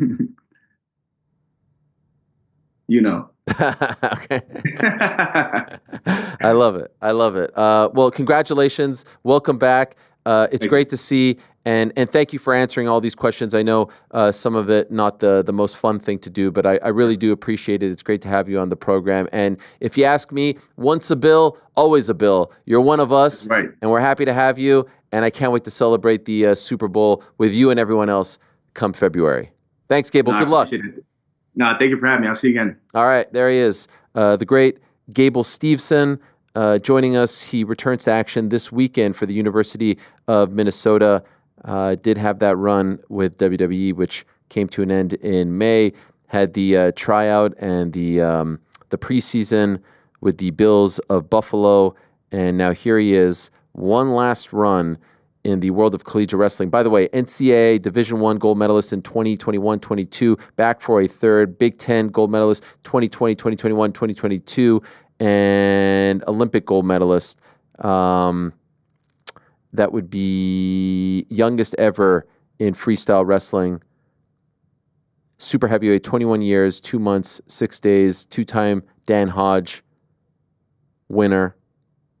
Only one in heavyweight history. I said gold medalist in Division I. I meant, national championship winner 21-22 and looking to be a 3-time national champion come this spring.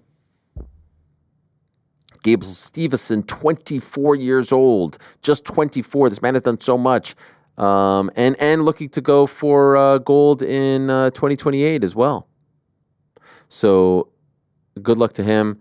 We look forward to watching that, and I'll be watching. I do like the NCAA wrestling tournament. I do think that they should pick another weekend, not the first weekend of March Madness, which is when I think it usually is. I think so. Yeah, it's either the first weekend or the second weekend, but it's definitely in March because they call it March Madness, Matness. But I've watched it before, and I think DC does a great job. Jordan Burroughs as well. I think they both do a great job. And I like watching it. I just don't know the players. I don't know the fighters. I don't know the stories. I don't know the wrestlers. I don't know the personalities as well. But I know him, and I will be watching. At the top of the show, I mentioned the Bellator breaking news that Usman Nurmagomedov is going to defend his title against Paul Hughes on January 25th. Did want to get PT's thoughts on it briefly. This is a massive, massive deal. How about Irish MMA, PT? All of a sudden, you join the program, and it feels like everything's just popping off. Ian Gary, Shavkat Rakhmonov, number one contender fight. Paul Hughes fighting for the belt. Your reaction to this news? Yeah, massive. Sorry about that quick departure there. I'm back now. Yes. Do you know what's funny about this? I'm surprised that you said at the top of the show that was only announced today, because I'm pretty sure I saw 2 weeks ago a video online of them facing off in Dubai. So that was news to me that it was officially announced today. I think that was more them trying to drum up interest. I don't think that was an official thing. They had never attached a date to it or anything like that. Am I wrong? No, I knew the date. You know what I mean? A bit closer connected than you. I mean, this is your beat. Excuse me. Was it officially announced? Did they put out a press release 2 weeks ago, PT? No, but do you need to these days? Know yourself. I mean, did you hang around when you were making your name in this industry? Were you hanging around waiting for press releases before you announced stuff, Ariel? I didn't say the news was broken today. I said the news was officially announced today. Okay, fair. Semantics. It is, yeah. Yeah, it's a huge, huge fight. Massive, massive spot for Hughes. And look, you mentioned at the top the fact that they're rebranding and they're doing this road to Dubai, which is again, very confusing right now. I hope that will become more clear for down the line. But the fact that they're putting him in this spot, they've put him in the Ngannou card previously and now into this one, it's absolutely huge. And like you said at the top, it's dead right to advertise this as Ireland v Dagestan as well. I mean, the meeting of Conor and Habib is, the most watched UFC pay-per-view of all time. Obviously a lot of vitriol there. What I think is funny this time is it seems to have flipped. When I was talking to Dennis Geico from Red Corner about this fight, he was kind of saying, well, Usman's very different to Habib. He's the kind of outlandish one of the group. He's the one that will talk a lot more smack. He's a lot more extroverted. Whereas I see Paul as not as extroverted as Conor. He's like the quiet one in this duo, perhaps. Perhaps we haven't seen that side of Usman because obviously he speaks Russian predominantly. But a huge, huge fight. As I said yesterday, like Ian's in this massive spot as well. It's a great time for Irish MMA. Is this happening sooner? There's the poster. Is this happening sooner than you expected? He signed with them in the spring, the one fight in June under the Bellator banner, then the fight that you mentioned in October, PFL pay-per-view, and now a title fight against Usman. Maybe the best fighter in the whole damn thing, right? PFL or Bellator.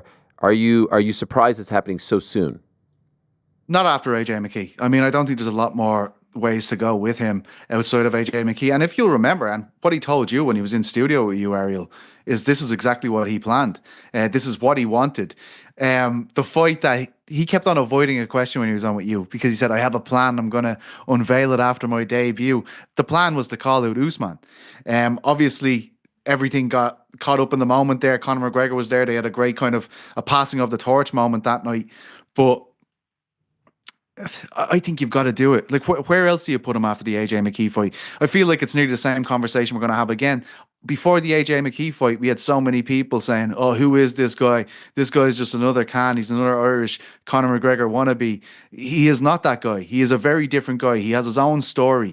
He already had countless departures from the sport due to injury and different situations like that. I think he needs to make hay while the sun shines, and I think he's very, very excited about getting what he wants, which was always Usman Nurmagomedov. I do wonder, he wins this fight. Let's just say he wins this fight. Does he still go into the PFL tournament?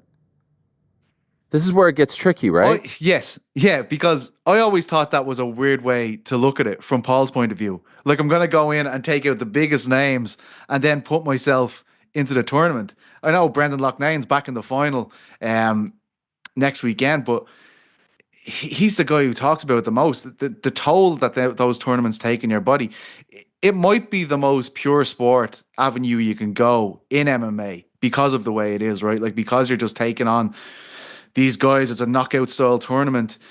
I think he will certainly view it in a different light if he beats Usman. If he gets that belt, all of a sudden he might be going, I'm really gonna have to fight 4 times.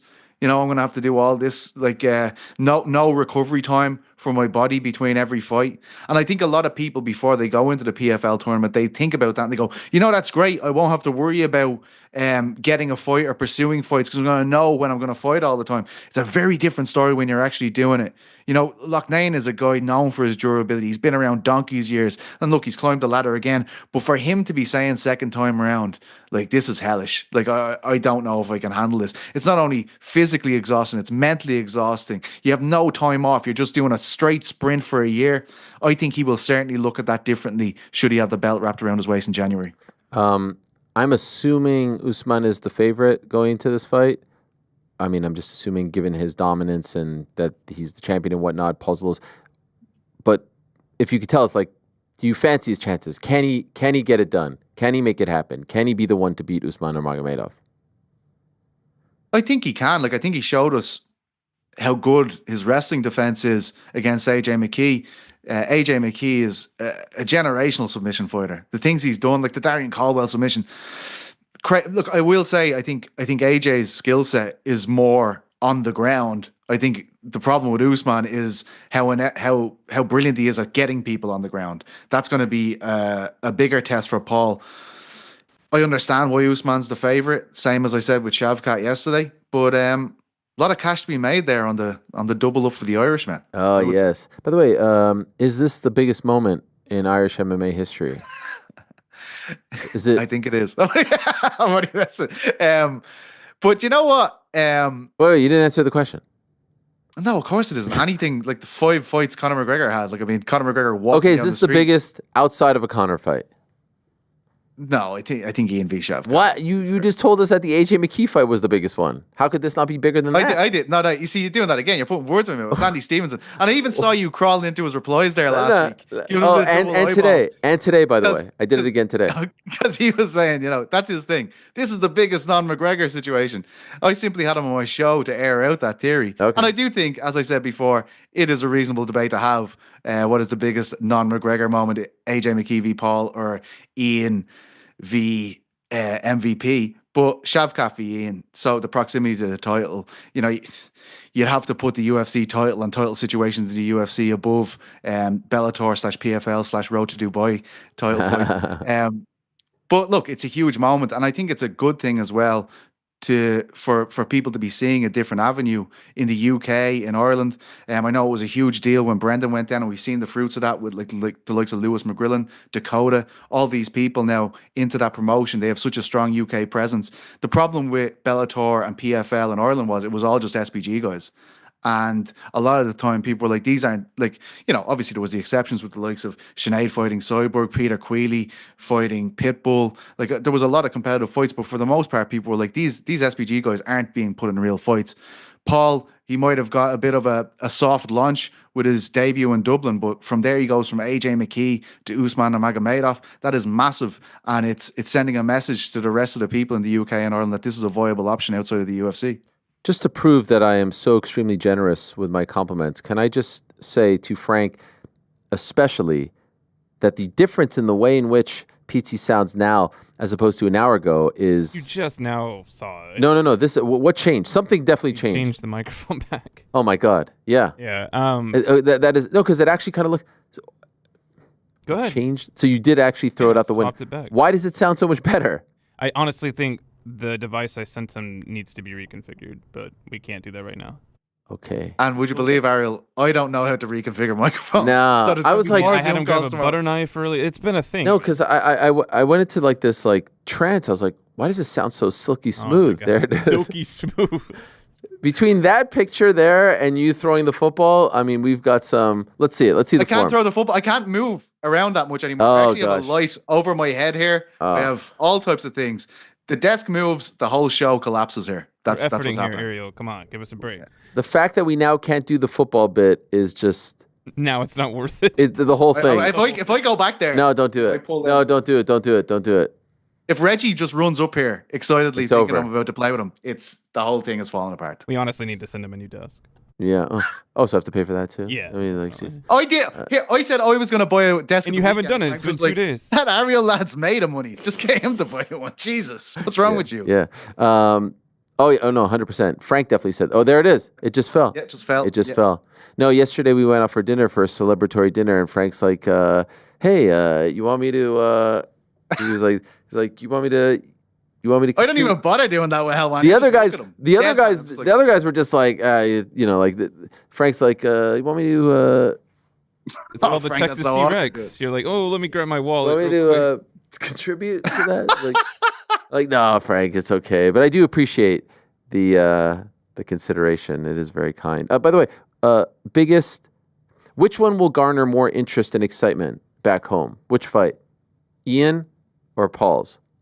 I think Ian, a UFC main event, it's very hard to compete Co-main, with that. But co-main. Paul- oh, sorry, yeah, of course. But like, that's a huge spot to be in. Shavkat's a massive fight. I will say, I think the Irish MMA community, which isn't Ireland, which is like the focused MMA community, they seem to have a closer tie-in with Paul. So that's what I said to you the last time when Paul fought AJ. And every gym in the country was ringing me talking about it and blah blah blah. I think it's inevitable. It's the same with Joe Duffy when he went to train in Canada. Like when you aren't here, when they aren't seeing you at events, you aren't as easily accessible as people back home. There is a drift there from the scene, like the MMA community. So I think Paul will be huge and Ian will be huge. I'd say Ian takes that because just the situation he's in with Shavkat, but Paul, honestly, massive. Like, it was massive when he fought AJ. Everybody in the country was buzzing for it. And look, I wish Ian would get that kind of love. He deserves it. Look at the situation he's in. Like, from a purely sport point of view, he's doing astronomical things in the UFC. This is a massive, massive moment. And I think he has a very good chance. PT, thank you. We'll talk to you soon. We'll move along now to our next guest, who will be talking about another massive name from the Emerald Isle. He is the co-founder of Most Valuable Promotions. You may have heard they had a pretty big night on Friday, quite historic stuff emanating from AT&T Stadium in Arlington, Texas. He is Nakisa Bidarian, and he's kind enough to join us right now. There he is. Hello, Nakisa. Are you in a children's classroom? Where are you right now? I'm not. I'm in my office in my home. Wow. This is amazing. It's good to see you, my friend. I just saw the thing, but now I'm seeing some of the words back there. Stream, Tyson, Paul. I like it very much. It's great to have you. Let me go through some of the facts and figures here, the actual facts, if I may, and congratulate you and the team on, as I said, a historic night. Correct me if I'm wrong with any of these. $18.1 million gate. A little over 72,300 fans in attendance at AT&T Stadium. It is the biggest gate for any boxing or MMA event outside the city of Las Vegas. It is the 9th highest combat sports gate ever in U.S. history and set a record as the highest grossing gate at AT&T Stadium for a combat sports event. Prior to that, we had Canelo Alvarez fighting at AT&T Stadium. His gate, 9 million. As for the actual viewing numbers, 65 million live concurrent streams on Netflix, most streamed global sporting event ever. Katie Taylor and Amanda Serrano, the most watched professional women's sports event in U.S. history. 38 million concurrent streams for the main event alone. And one big number, of course, 108 million live viewers globally from the opening to closing bell, and continued throughout the weekend with an estimated AMA, which stands for average minute audience of 125 million. 74 million watched Taylor Serrano. I could go on and on, but those seem to be the big numbers. Am I missing a significant one? You missed two big ones. Okay. One of them is, and that number is right behind me, 56% of the households at midnight to 1 a.m. Eastern, so 9 p.m. to 10 p.m. Pacific, who had TVs on, were watching Paul versus Tyson. So 1 out of every 2 homes that had TVs on was watching this event, which is pretty amazing. It reminds me of the days of Globo in Brazil on broadcast TV when Anderson Silva would fight, and there will be that kind of market share. Secondly, we broke the record for commercial pay-per-view distribution. So that's bars and restaurants paying to show this event because they can't use just a residential Netflix account. Previous record was held by Floyd Mayweather and Conor McGregor. Now that record is owned by Paul Tyson, Taylor Serrano too. Obviously, you believed in the fight. Obviously, you had high expectations, lofty expectations. But truthfully, have these numbers exceeded your expectations? Are you blown away by these types? This is, in a day and age where you have so many streaming platforms and everything is so splintered in the internet and second screen experiences, to see the world come together and watch one singular event broadcast, very rare in 2024, as you know. Are you surprised by any of these numbers? So going into it, I had two main goals, which I spoke about several times internally and then in a couple of interviews that I did. Goal number one was to break the US streaming record for any form of content. The record was made earlier this year on Peacock for an NFL playoff game. That was 23 million concurrent streams. The second goal was to have the most viewed women's sporting event in US history. The record held was Women's World Cup, I think 1999, on Fox broadcast television. And so I was confident we would exceed those numbers, and we did. I think the scale at which we exceeded them is beyond what I expected. And obviously, I'm very happy with the outcome, as is everyone at MVP, as are the fighters, as is Netflix. When you and Netflix first spoke about this, was it more a question of you pitching the idea of Jake versus Mike on Netflix, or was it Netflix saying, hey, we like the idea of Jake, but we need a dance partner that is big enough for Netflix, and so what about Mike Tyson? What came first, essentially? It was definitely us giving them a list of different names, and Mike Tyson being one of those names. Okay. So the deal was signed, as I've been on record, with MVP and Jake Paul being the first ever live professional sporting event on Netflix, with an opponent to be agreed upon, and we had several names within that list. Obviously, there were the streaming, the buffering issues. Is that a gift and a curse? How do you process that? How do you digest that? Because on the one hand, it's a byproduct of all these people trying to watch at the same time, but on the other hand, you want everyone to watch the event, and that becomes a story on Saturday morning. So when you are hearing about it in real time, and when you are processing it after the fact, how are you digesting that information? I think first and foremost, we broke the internet. We did something that has never been done before. The record for streaming in the US was 23 million concurrents, right? We blew past that. So Netflix has shown that it has an ability to do things that no other media platform has done before. Secondly, Netflix is always advancing the boundaries of content consumption. They've been doing that for many years, and this was another example of that. They did a better job, Ariel, than any media partner that I've ever seen in promoting this event, both in their own channels and in terms of third-party marketing spend.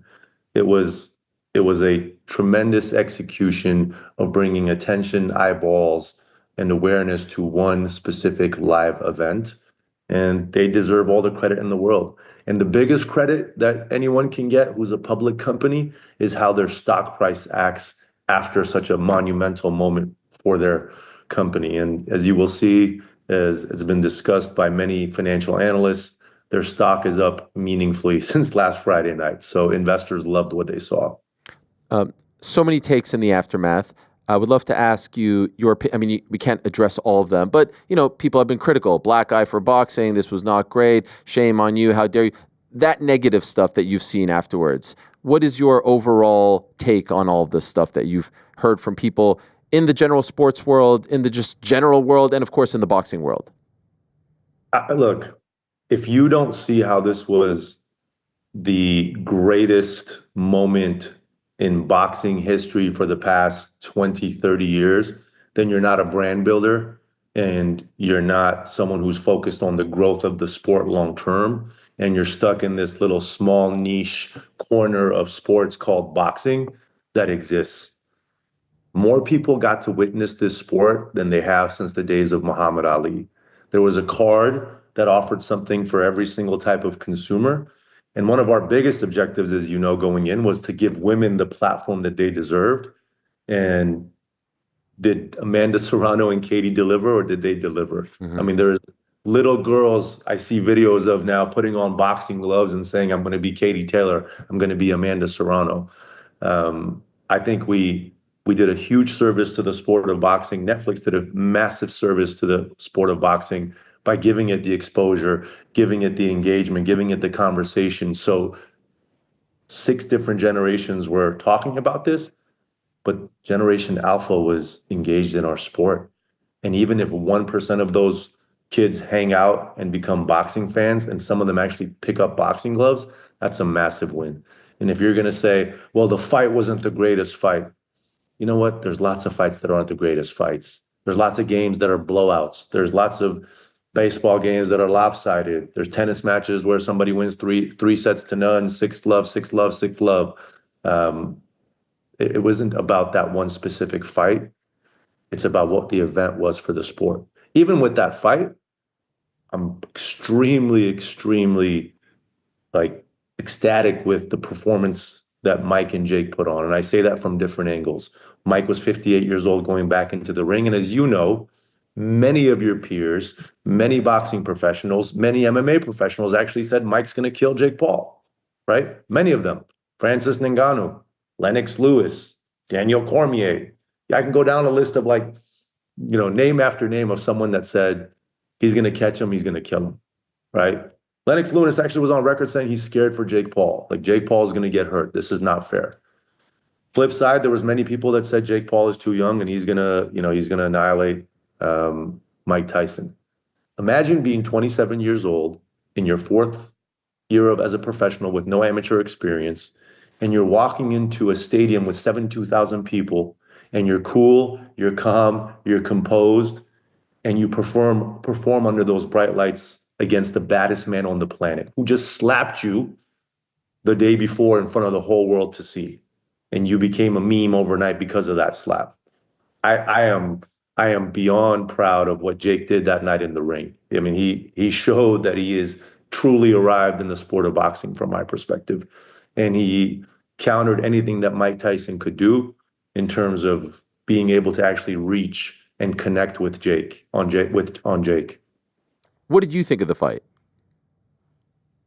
I thought it was as I expected it to be, that early on Mike was very dangerous, and as it went on, his stamina would lessen, even though there were 2-minute rounds, and Jake would have an opportunity to win on points. In the post-fight press conference, Jake essentially said that he kind of, took his foot off the gas, right? Because he felt like, the job was done and he didn't want to hurt Mike even more. Did you get that sense as you were watching it live? Oh, I actually think John Jones gave the best explanation. I don't know if you saw that or not at his press conference post. Tell us. UFC had a fight the night after that I'm sure you covered well, but he actually said the right thing. Like, Jake stopped taking risks because he didn't want to be the recipient of a massive punch from Mike Tyson that could end his night, right? He played a defensive game for the latter half of that fight. Very smart on Jake's part. There was no reason to take a risk and end up flatlined. And that can happen any moment in this sport, as you know. When you heard in the build-up to this fight people saying, "Oh my God, you're sending good old Mike Tyson out to slaughter at 58. How dare you? You should be ashamed of yourself."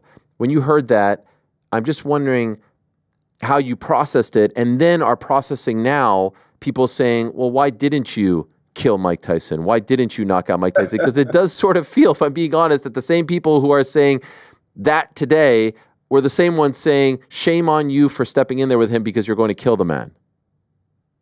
Look, I think I said this to you on your show when I was on there. I forget when it was. July. Age was the equalizer here for me, right? There was a significant experience gap between these two men. Mike said it himself. He has more amateur fights than Jake has pro fights. And I always felt like it was not going to be someone on the Jake side just obliterating Mike Tyson. Mike Tyson's a big, strong man. If you stood next to him and shook his hand, one hand of his is 2 hands of Jake's, right? Like his neck is extremely thick. Like he's built like a warrior. And he's been built that way since he was 13. Look at the picture of Jake Paul versus Mike Tyson at age 13. So I always viewed this as a fairly even fight in many ways. given where Jake's experience level is. I mean, I know, Jake wants to be a champion, and I believe he will be, and I believe he'll be a champion sooner than people expect. But Mike Tyson's one of the greatest boxers of all time. And he's going in there in his 12th fight against him, 4 years experience. Tony Blue, or whatever his last name is, I'm not sure how to pronounce his last name. Bellew. Look at who he fought in his 12th fight. He fought a guy that was 9-21 in front of nobody. Nobody cared. Nobody watched. And that guy he fought ended his career at 10-28. Is that a tougher fight? Or is fighting Mike Tyson, who, yes, is 58, but you're Jake Paul, a tougher fight under the big lights, on the biggest streaming moment in history of sports? Like, it's not even on the same playing field. So the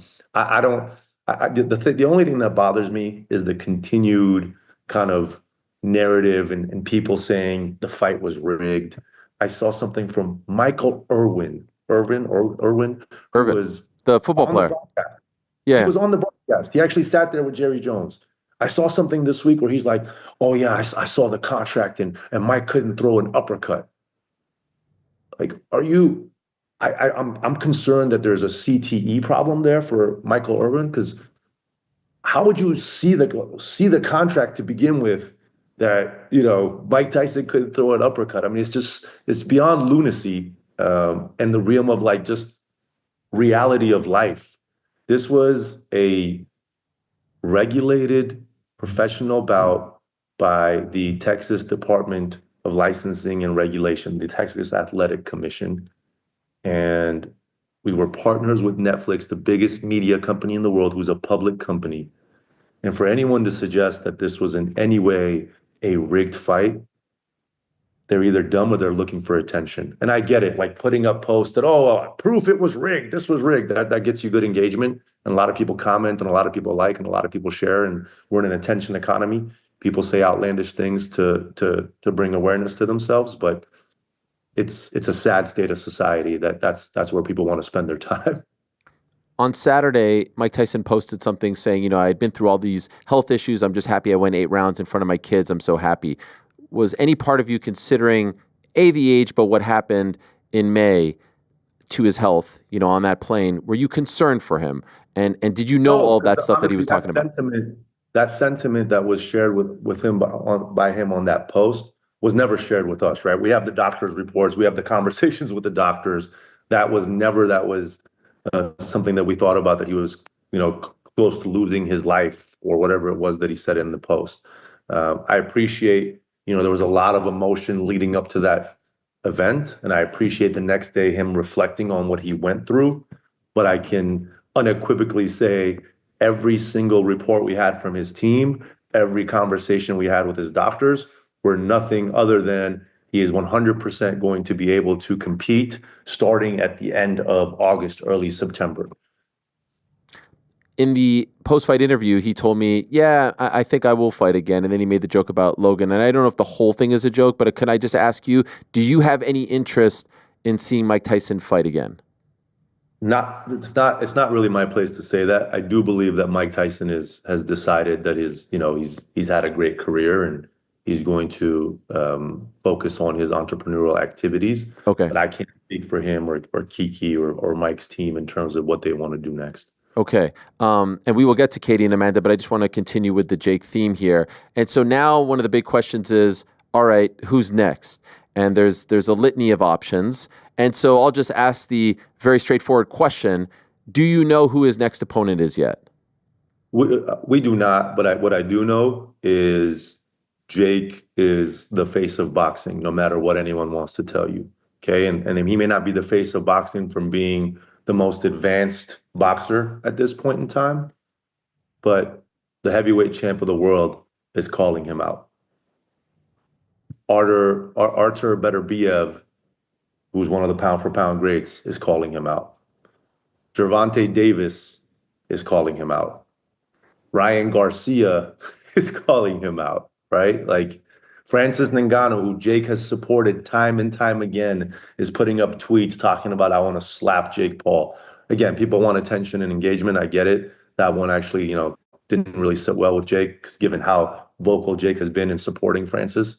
But there's no shortage of options of what Jake can do at the big level, and also at just like continuing to legitimize himself. People forget, like he fought a 17-2 Ryan Borland. That's a legit like fight for someone at Jake's level.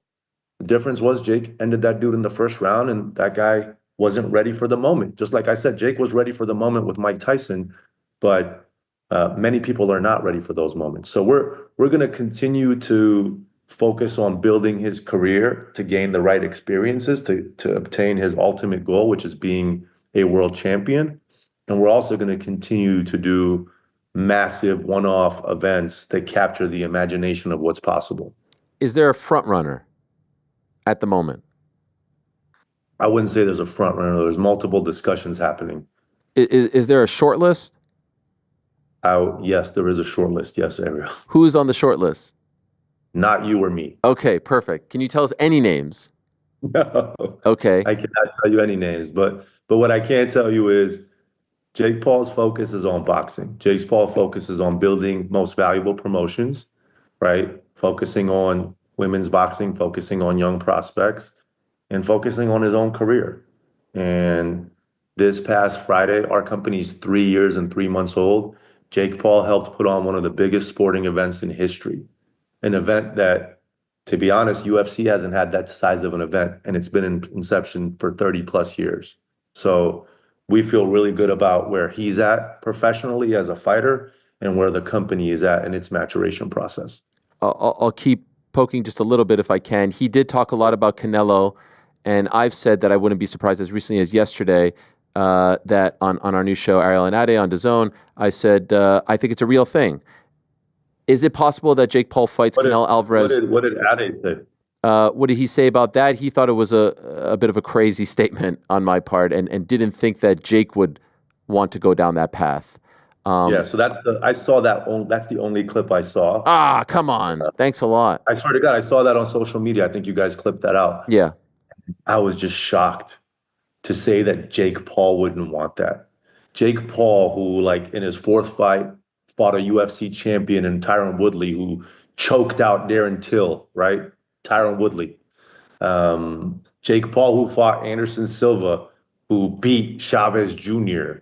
Jake Paul, who just got in there with the king of violence on 4 weeks' notice when everyone said this is a dangerous fight. You really think Jake Paul's afraid to get in there with Canelo Alvarez? Like, that's shocking to me that Ade said that, because obviously he doesn't know Jake Paul the slightest. Could I ask you, though, 2025, is it a possibility, Canelo versus Jake Paul? Absolutely. Is it possible that Canelo's his next fight? Not sure. Okay, but it's a thing. This is not like pie in the sky. This is as real as ever. I think, look, we just put on the biggest event since the advent of cable for the combat sports, right? And so no matter what fighter you are, you have to look at that and say, that's a pretty special moment. That's a pretty special platform. Jake Paul doesn't need Canelo from a financial perspective, nor from like a belt perspective, because they're not going to fight for the belts that Canelo holds, right? If they were to fight. Canelo certainly doesn't need Jake Paul to make money either. So for me, if that fight was to happen, it has to be more than that. It has to be a desire to once again have the world stop and pay attention to this beautiful sport of boxing. Have the world look at it and say, wow, boxing is really back, and really bring other fighters into the fold there to help bring exposure to the sport like we just did with our event last Friday night. So I think the hurdle isn't going to be money. There's so much money in that fight. The hurdle is both sides understanding why they're really doing it if they end up doing it. Do you have a choice? You don't have to reveal the choice, but in your mind, do you have someone who you'd like for Jake to fight next? No, I mean, there's several names that we're looking at. I think it comes back to, as I said, is it helping him on his path to become world champion? Is it helping us kind of disrupt boxing further? Is it just another massive moment for sports? Those are all the different variables that go into our considerations. When do you expect him to fight again? Anywhere from March to May would be the next fight. And is there a chance that it is back on Netflix? Is that a possibility?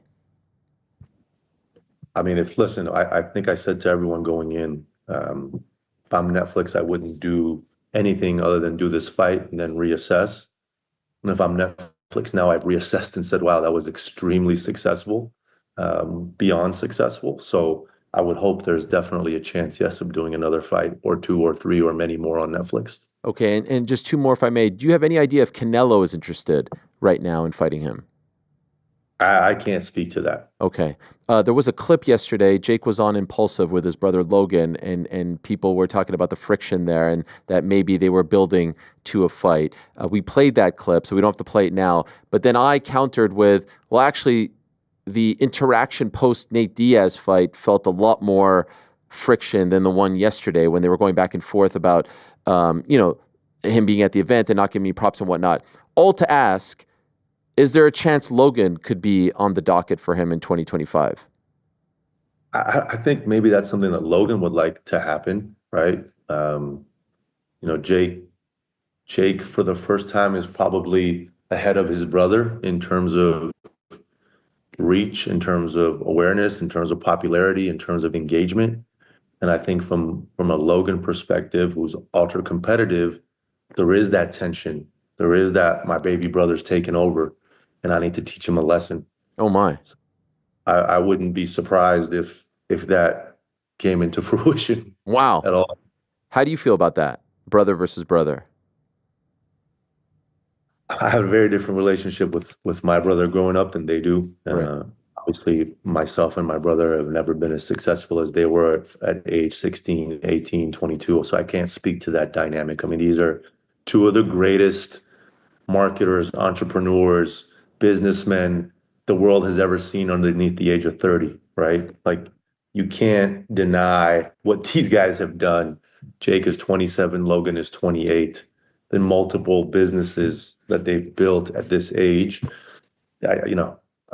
I can't speak to my relationship with my brother versus who these guys are. They've exceeded all boundaries of what brotherhood is and what success is. Do you know if Jake's interested? I think, listen, Jake will have to get to a place where he feels like he has to do it to set things right. And I'm not sure. I haven't had a discussion with him. Okay. I actually haven't. While I saw a clip out of your episode, I haven't seen the clip out of. Wow. Thank you. I appreciate that. I'm still holding on to the dream of Jake. Let me tell you what I don't appreciate, though, actually, Oh. before we move on. I don't appreciate you not doing the MVP face-to-face sit-down interview with Katie, Amanda, Jake, and Mike. And I know why you didn't do it, and I respect that, but I still think, like, massive missed opportunity for you and for us. But, I do appreciate that you refuse to be paid by anyone other than the network. And in this scenario, MVP face-to-face wasn't something that Netflix was involved in. It was a straight MVP production, MVP expense, and that's why Netflix wasn't involved with you on it. But we did miss you on it, and I hope in future the face-to-face is owned by the media partner, so you can actually go back to your role of moderating those things, because I think you do a great job. Thank you. I do love doing those, but I always made a promise after 2016 I would never get paid by a promoter. That's no disrespect to you. I appreciate the offer, and you know how much I adore Katie and Amanda, and that to me is an honor. Getting to do the first one was an honor. But Cam was like, "Why isn't Ariel doing this?" I said, "Because Ariel refused to get paid by us." He's like, "He doesn't like money."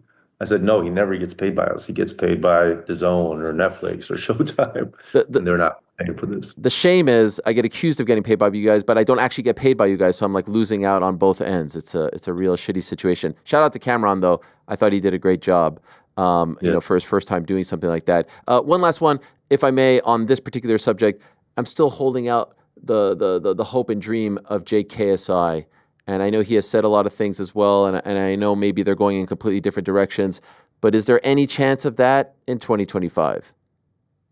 I don't see it right now. I just think, Jake just weighed in at 227 pounds, and he wants to be a cruiserweight champion. And that's where the focus is. And I think they have a great, like, vocal fan base online, and we wish them nothing but success and continued prosperity in terms of what they're doing and hitting that specific demographic of entertainment. We're building a boxing platform that's very focused on women's boxing, focused on young athletes, and letting Jake kind of run run the front end of that spear, and that's really what our focus is on. Katie Taylor and Amanda Serrano are reaching Gotti Ward-like territory in that every single round they compete in. A lot more people watched Katie and Amanda than watched Gotti Ward. Yes. Of course, yes, absolutely. I just mean 20 rounds, each one better than the previous one. Incredible stuff, incredible drama. Obviously, your fighter, Amanda Serrano, falls short once again. Super close fight. A lot of people were upset about it. I'm sure you've watched it back. How do you feel about the scoring? Who do you think won?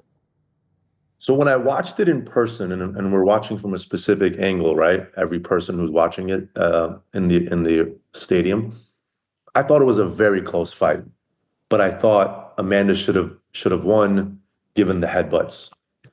When I watched it at home and got to appreciate the punch stats as well and see the round by round judging, I thought, given the point deduction, Amanda should have won, like more clearly than when I was there, right?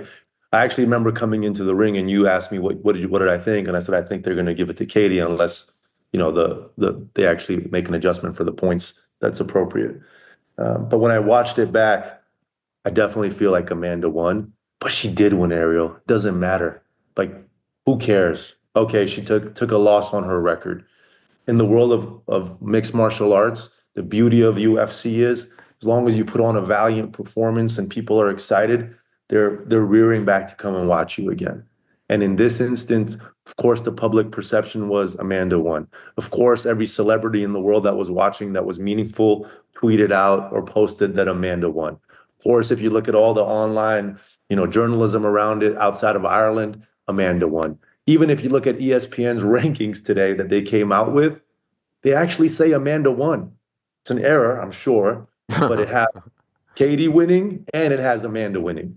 And that's an error of, someone actually thinking and typing something different than they should be. But my point to you is, I'm not at all upset by the outcome of it in terms of the decision. It's okay. And it now just sets up Amanda Serrano for something even bigger after this. I don't know if there's anything bigger than a trilogy. And I asked Eddie about it yesterday. And maybe it's if there's another Netflix card, but I'm just wondering, do you think that's possible? It felt to me like they couldn't have been further apart before this fight was made. Like, let's say there was no Tyson Netflix fight.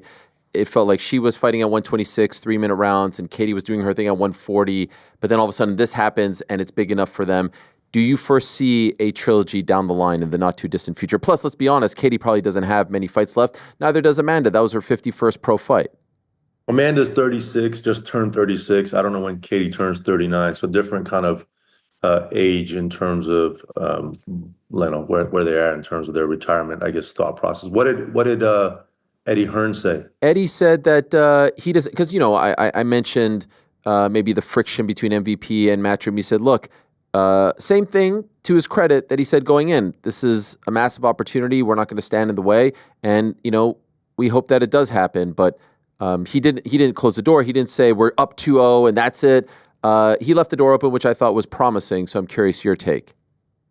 Yeah, my take is if Amanda Serrano and Katie Taylor want to fight again, MVP, Jake Paul, and myself and our partners will do everything possible to make that happen and guarantee them the biggest payday in women's combat sports history.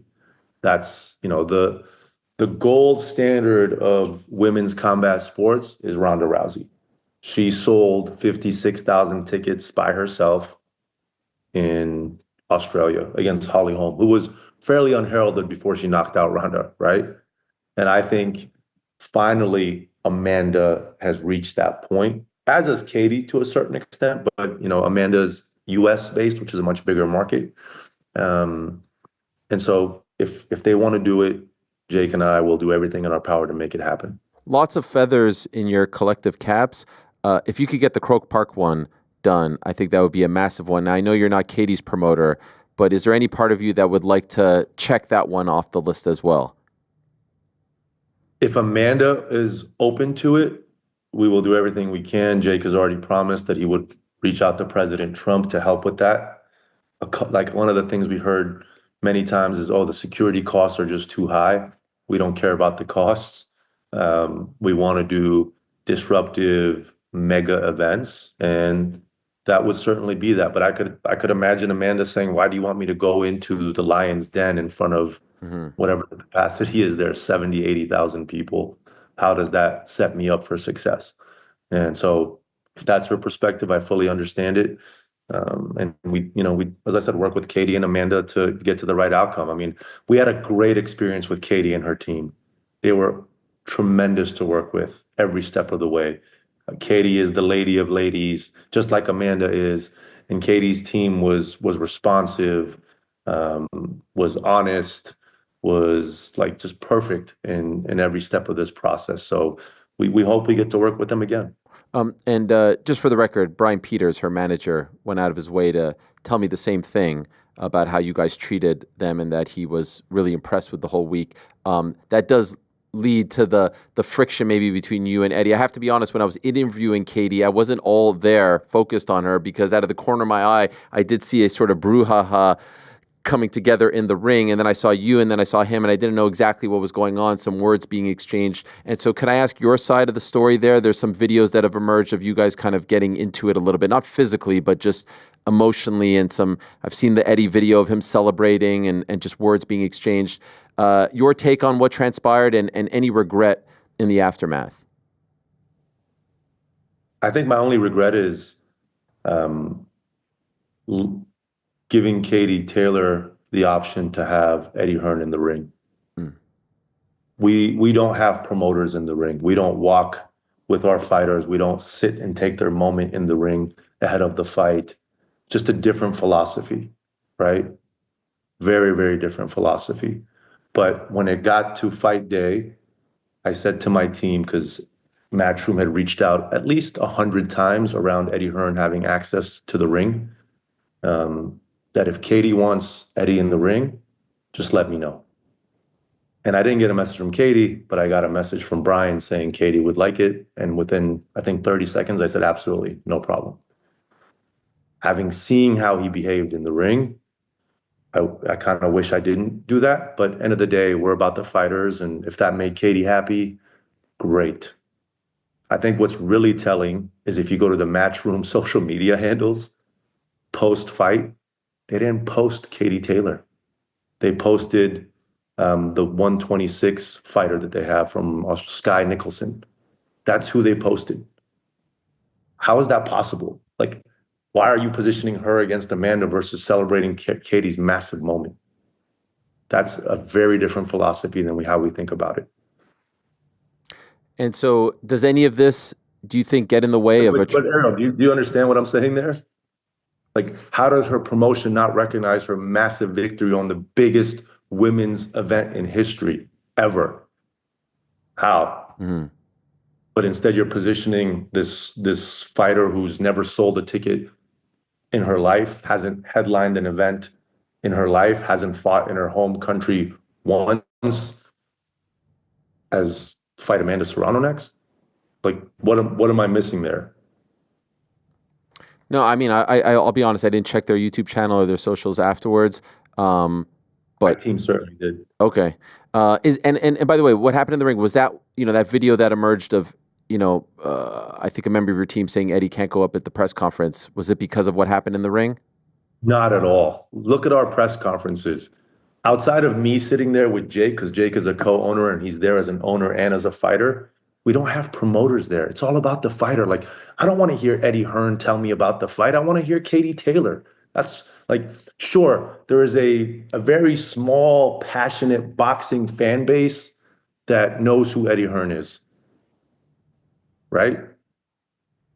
But the majority of the world have no idea who Eddie Hearn or Nakisa is, like zero, zilch.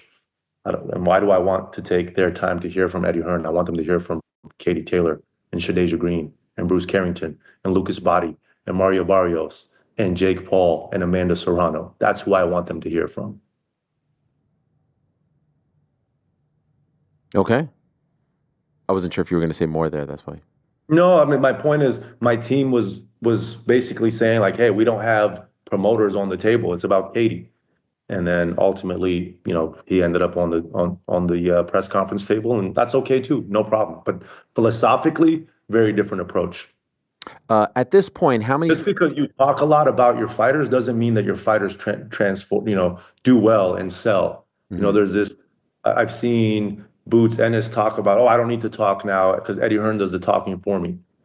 That's the wrong way to look at it, because no one is paying Eddie Hearn to watch you for you to fight because Eddie Hearn says X, Y, or Z. No one. You have to build yourself. You have to sell yourself. You have to make fans connect with you as an athlete and want to spend their time, attention, and pocket dollars on you.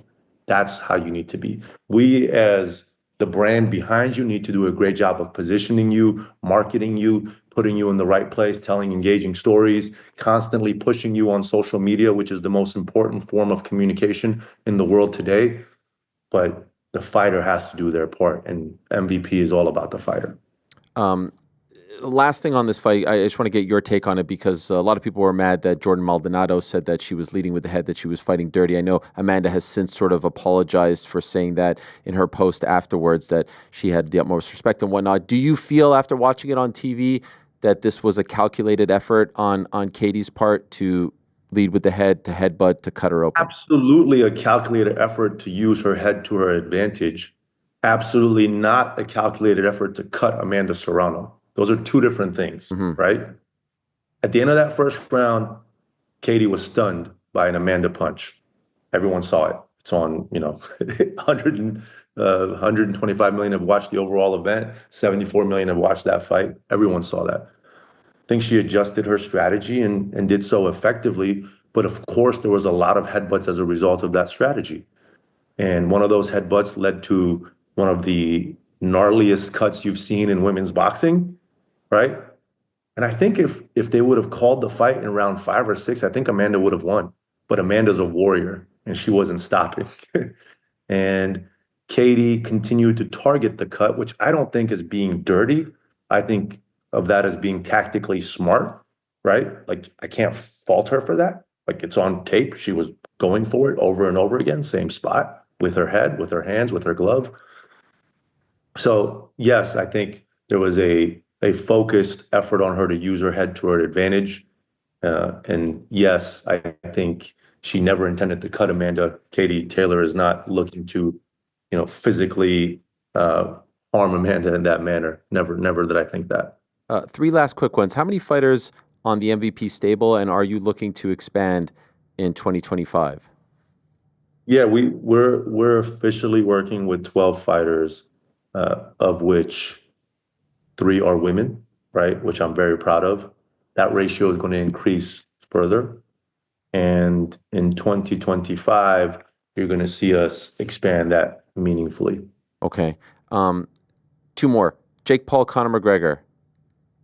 Any interest, any chance? I know Conor tweeted that he spoke to you, and he posted a picture of, I think, some famous politician being Jake's next opponent. He was just stirring the pot or responding to Jake, but I know you have a relationship with Conor. There it is. What's that guy's name again? I know that guy. What is he? He's the guy. He's the speaker. Mitch McConnell. There he is. Supposed to be me? No. He said, "This is your next opponent. This is your next opponent." That's the joke. Mitch McConnell.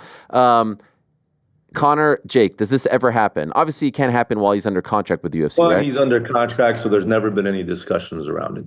2, I love Conor McGregor, always have. I was there when he was signed to the UFC. I structured his first major deal. We flew to Ireland to see him, to get him to re-sign. I think he's one of the greatest, sportsmen that the world has ever seen, and I respect him and his team highly. If he's ever not under contract, and I've said this to some folks that have asked, I think Jake Paul, Conor McGregor is the only fight that can come as close to Mike Tyson in terms of global relevancy. Global relevancy. I believe Jake Paul, Canelo Alvarez is a bigger money fight, for example. But I think in terms of every part of the globe paying attention as much as that they did with Jake Paul, Mike Tyson, that's Jake Paul, Conor McGregor. Because Conor is a global star, Jake Paul is a global star. And that's a recipe for a stop the world moment. And look, maybe one day we'll see it if he's ever out of contract with the UFC. Maybe one day the UFC will say it makes sense to do this, and we'd be happy to explore that as well. They're a public company. They have a responsibility to their shareholders to do what's right for the business. And so, it's not out the realm of possibility, but Conor doesn't need it. Jake doesn't need it. And it goes back to what I said about Canelo. It's about what's your motivation to do something like that. I look at Mike Tyson. He didn't need this fight. He didn't need the money. Mike Tyson's never been wealthier. He made a lot of money when he was young, but he was spending it and he was being taxed in different ways, legally and illegally. He's been making unbelievable money for the past 7 or 8 years. This wasn't a money play for Mike Tyson. This was about creating legacy, creating history. Ariel, how crazy is it that the greatest fighter of all time didn't have his biggest fight in terms of live attendance, in terms of gate, in terms of viewership until he was 58? Mm-hmm. And that's because he had the right dance partner, because he was dancing a lot better and faster and more powerful when he was in his 20s and his 30s, right? And people thought he was the greatest fighter in the world. You bring back Michael Jordan right now, he's not going to break those records that he had before. But Mike Tyson did because he had the right opponent, the right matchup. And I think Jake Paul, Conor McGregor has that same capability. Last quick one. Any interest in Andrew Tate, Jake Paul? Love Andrew Tate. He's a good man in many ways in terms of his desire to give back to the world. And I don't know where his head's at in life in terms of what he wants to do. Okay. Well, you didn't answer the question. Do you have any interest in it? I don't know. I mean, Andrew has messaged me over the past few days, and we haven't had that discussion, to be honest with you. And I'm not sure if that fight makes sense for Jake, given where his career is at right now in terms of boxing. And I'm not sure that fight transcends across different like that definitely for the young male demo, that's a massive fight, right? Massive fight. But I'm not sure how it moves outside of that. So I just have to spend time with Andrew and Jake and see if it's something that they want to pursue. Nakisa, thank you very much. Congratulations to you and the team. Great event. Looking forward to what you guys are doing in 2025. Thank you, Ariel. Appreciate the time. Good to see you. There he is, Nakisa Bidarian, co-founder of Most Valuable Promotions. Massive event for them on Friday. Let's see what they have cooking for 2025. Yesterday, Manchester, there was a press conference. Darren Till, Tommy Fury, John Fury. It popped off. In case you missed it, here's what happened. In case you missed it, it was crazy. It was the craziest of crazy situations. It was on DAZN. It was in Manchester. It's going down January 18th. This is what happened. You're an empty head. Hey, you're an absolute...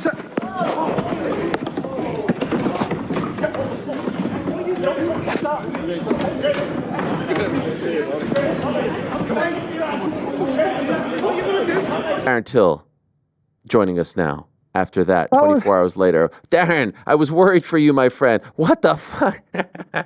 He was worried for me. What do you do? I've never seen the Fury shit themselves like that. The Fury's got bullied. Gang of shithouses.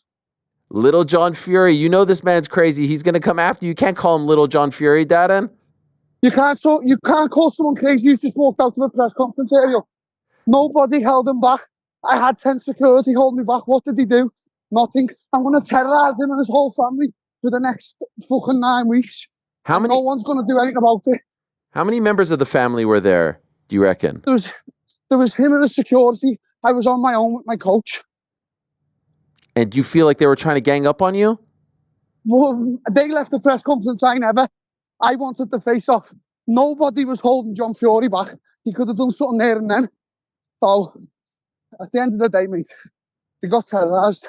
Why are you out for a run while we're supposed to be speaking? I was moving house today, Ariel. I'm sorry. My times got mixed up, so I just had to still crack on with it. No, it's okay. Wait, you moved today? Yeah, well, basically, yeah.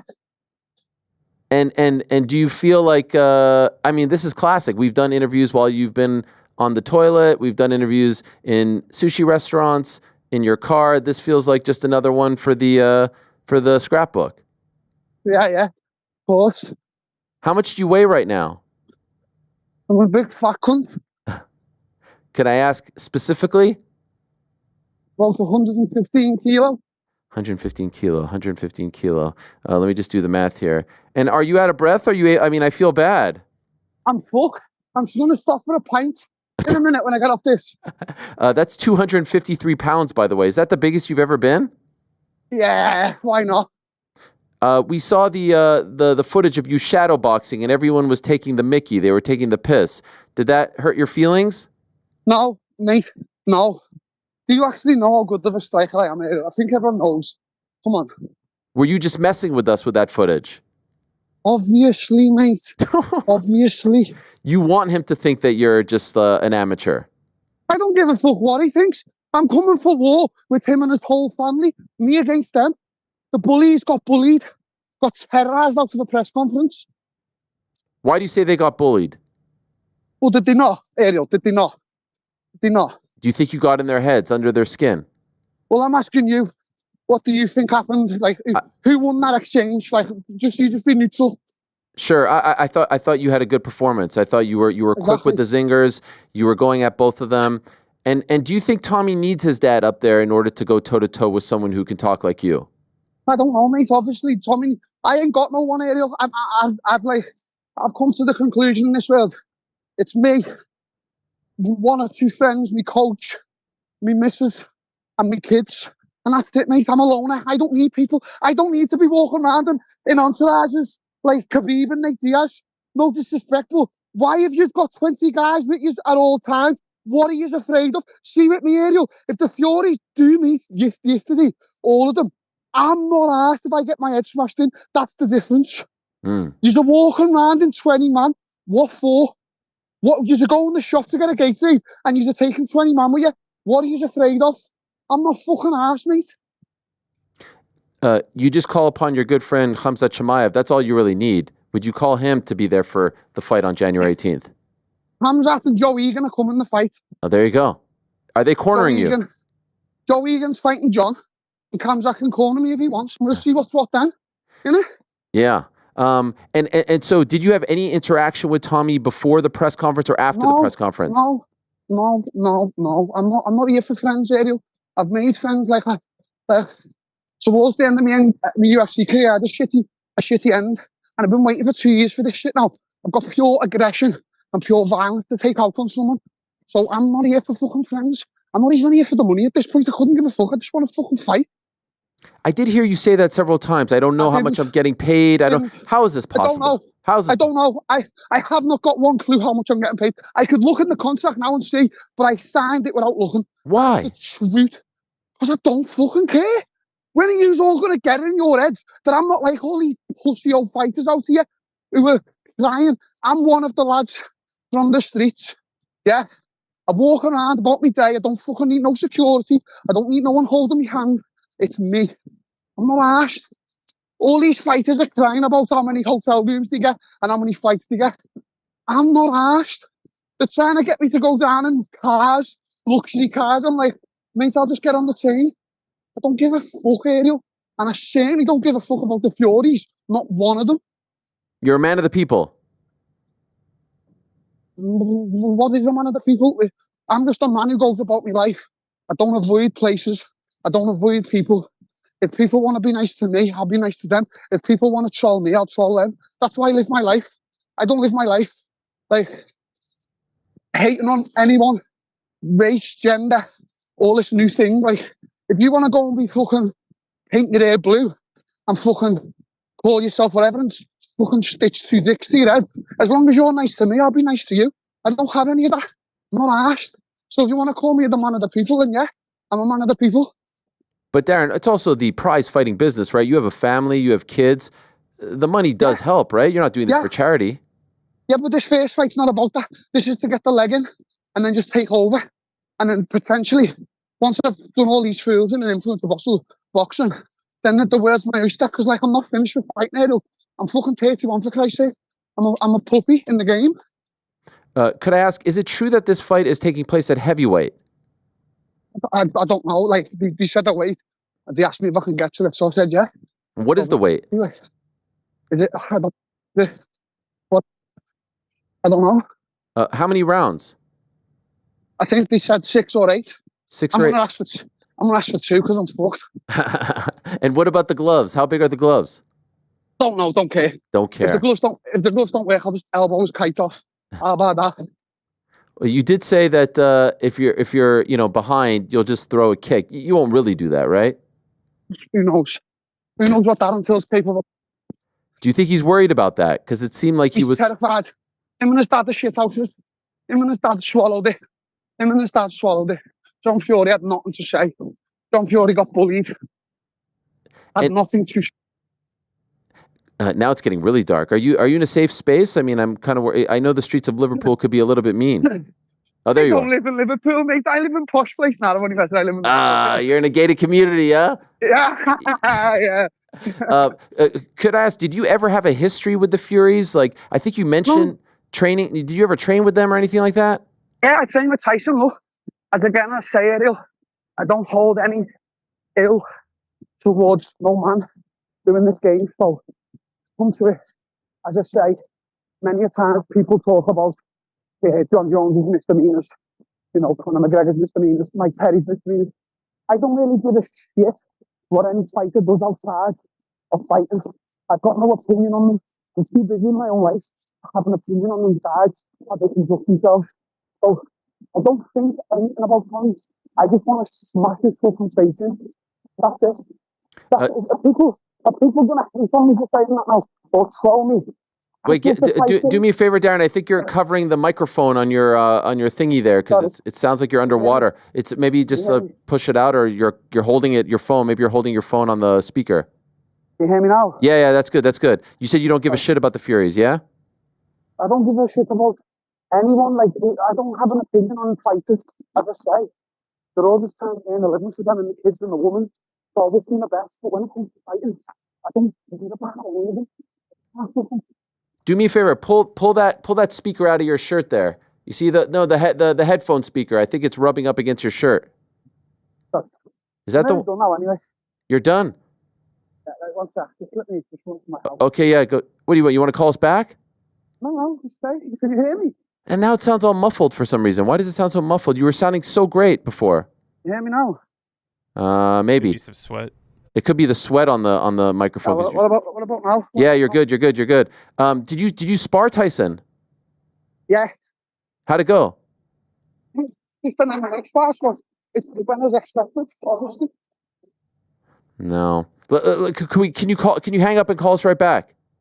Yeah, go on. Okay. I want to finish this. This is riveting stuff with Darren. And Frank, just do me a favor. Can you test it with him when he calls back? Of course. Because we were losing him there, and it sounded like he was underwater. But that might be a first for us. I mean, I don't know if we've ever done an interview with someone when when they've been out for a run. You can tell how much he's sweating. He's taking it seriously. I got to say, between yesterday and between this interview, I'm kind of all in. Good. I mean, are you selling me, man? I mean, this is him just being like, don't know how much I'm getting paid. I just signed. Don't know how much the gloves weigh. Don't know anything. Incredible. I mean, he literally says he has no idea how much he's getting paid.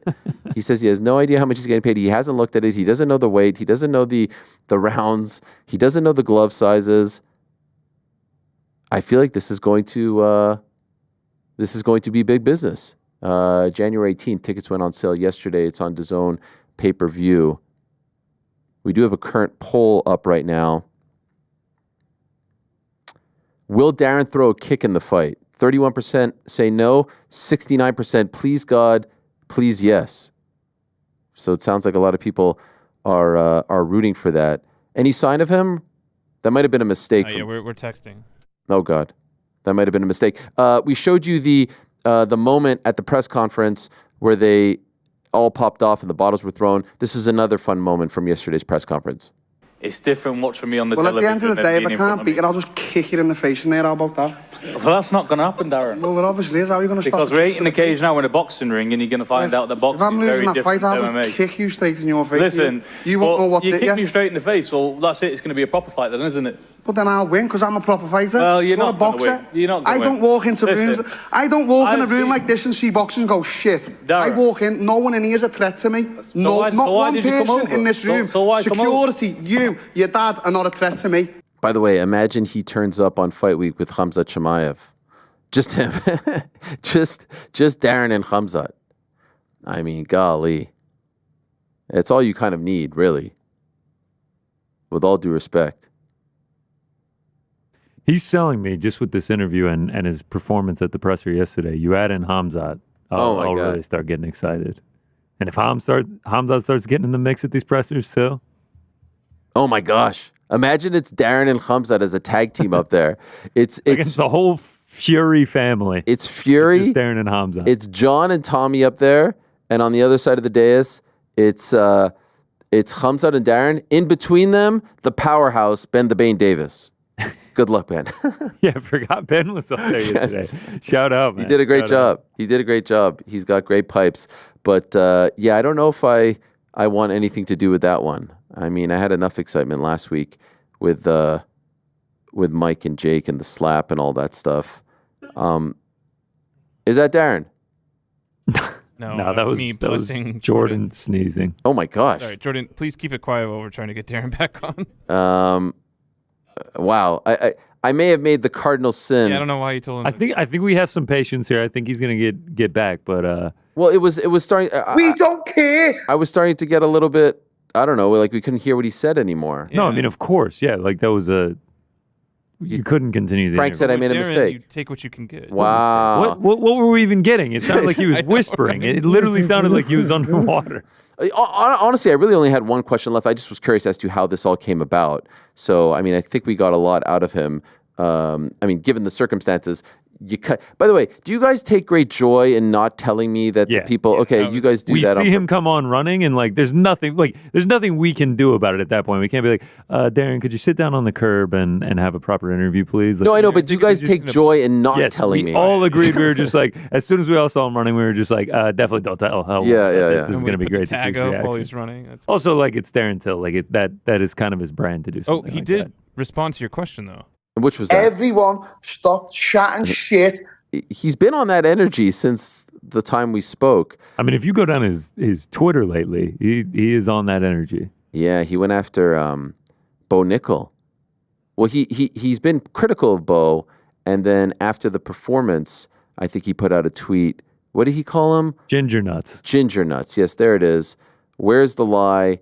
Ginger nuts isn't ready for Khamzat. This is in response to an interview on this program where Bo Nickel is talking about the commentary being somewhat critical of him. Did you guys think the commentary was critical, like overly critical? I know you were doing the watch party, so maybe you're not listening as attentively. I didn't feel that way. What did you guys think? Anyone notice anything? No, not really the commentary. I just felt the fans, not only at MSG, but also on social media, were quite critical of him. Yeah. No, I think that it was, for the most part, at least what I remember, fair, but obviously he's watching through a different lens. Let me see if I can message old Darren. I was actually surprised that he came on time. I would have bet my life. But he's in promotional mode. Yeah, next 9 weeks he's going to haunt their lives, he said. Just in time for the holiday season. Quote of the day, though. Yes. You can stitch 2 ticks to your head. Like, did you hear him say that? No, I didn't. That's what I love about it. It's so subtle, and it's like you play it in your head, and you're like, oh my god. He's a welcoming and accepting man. By the way, what are the odds for this? Are there actual odds? I haven't seen any, but let me look right now. What do you think the odds are before you actually Good look? Lord, I have no idea. Tommy Fury minus 200. Oh, you think that close, huh? Wow. You think that close? I mean, Jake Paul was, I think, the favorite in that one. I wonder, though, because Darren has never... I wonder. Yeah, I don't got any odds on it. No odds whatsoever? Nah, man. It's a misfits fight. Darren Till, Tommy Fury. Oh, it's not on that site? ProBoxingOdds.com, no. Well, I'm looking here. What do you say? As he prepares to return to the ring over a year since his last bout, Tommy Fury is the clear 3. This is, I think, on a British site, 3 out of 10 favorite to beat Darren Till. So I'm seeing 11-4 favorite for Darren Till. So that would be what? plus 275. So that would mean Tommy is like minus 325 or something. Meanwhile, former UFC star Till is 11-4 to upset the odds in Manchester, with the draw being at 11-1. I can't do that math. 11-4 is plus 275. How do you know this? I mean, it's just basic math. 11-4 is, I don't even know how to do that calculation. What is the calculation you make? So like it's essentially like 4 goes into 8 twice, and then to get to 11, it would be 3/4. So 3/4 of out on the 100 scale plus 275. Like if it was 12-4, it would just be 3-1, which is plus 300. I'm gonna get a chalkboard back here, and we can start doing math experience. We can do next time Bo comes on. We'll do betting percentage calculations back here, fractional to American odds. I mean, Nakisa had a pretty good setup back there. Oh man, yeah, you being like, are you at a child's school right now? And he's like, I'm in my home office. I thought It's a little offensive. Was that? That's not what I was getting at. It looked like a class. Are you in a preschool right now? It looked like a classic. Actually, this is the home base of MVP. Do you think he was offended? I do love how he was like, I do have a bone to pick with you, and then like ripped into the idea of you not doing the face-to-face, but then was actually complimenting you at the same time. Yes, I wasn't sure where that was going, to be honest. Your face was like, I was like, this is riveting, because it could easily be like, and you know what, on that note, no more interview. Yeah. Wow, so does this mean I'm going to get kicked off the payroll, that I offended his... Well, you're not on the payroll. Oh, that's right. The Scrabble behind him, we were noticing some inaccuracies with it. Uh-oh. I mean, like we had Paul out just on an island. He could have done the end of the L onto the Netflix going vertical. And then he just had a random RE in there, re. But otherwise, it was good. Well, maybe they were mid-game. Mid-game, and they managed to get Paul, Tyson, Serrano, Taylor. Yeah, these are things that happen mid-game, but they're not finished. The board isn't complete. You never know. I will say... what's going on back there? What's happening? Frank's talking shit about your knowledge of Scrabble. Oh, just not into the microphone. He's just like, oh, wow. Okay, we're just like having conversations off. I thought maybe you were talking to Darren, setting him up. Did I make a massive blunder here? I mean... I don't think it was a blunder on your part because we couldn't understand what he was saying. I mean, perhaps if like my audio guy could have weighed in and been like, okay, maybe tell him to do this, that. Like, I'm literally workshopping this on the fly. Is there any sort of... advice that I can get next time? Frank was like, I'm on there, Frank was just like, I'm not sure what's going on. Hands in like, the air. Sweat. I mean, maybe he wasn't even listening. Were his cans on? I actually don't even think he was in the room now that I recall. I was checking out the spread they have in the pantry right now. Do you know Darren and I don't speak on, WhatsApp, text, or anything like that? There's a reason for that. You can look it up. But we do speak. I know the reason. We do speak via Twitter phone call. Do you know you could call people on Twitter? No, I didn't. Yes, I'm going to call him right now. All right, dial him up. Do it. Here it is. He's the only person I speak to this Do you way. think he just like gave up and he just continued running? It's possible, or his phone died. Who knows? Hey, we got him. I'm happy. Let's see. Do you hear that?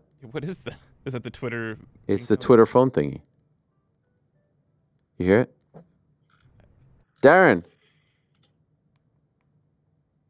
What? He picked it up. He picked it up and hung up. Maybe that means he's coming on. It's possible he forgot. By the way, is everything okay with the audio? I'm seeing some chatter about out of sync and whatnot. Is everyone okay? Thumbs up to the chat. He's back. He's back. There it is. Wait, don't toss to him yet. We got to set him up. Oh, no, I know, but thumbs up to the chat. Everyone okay? Thumbs up. Yeah, we're all okay. Well, I wasn't talking about you guys. Yeah, there it is.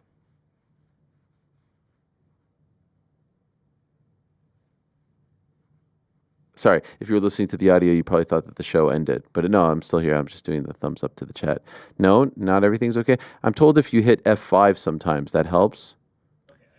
Did you hear about this? Frankie said to refresh, and that actually fixed it for me on my computer. What is F5? I see F5. I use a Mac. There's no F5s on Macs. Shout out to F5. Shout out to Darren Till. He's back. Is he back? Darren, are you there?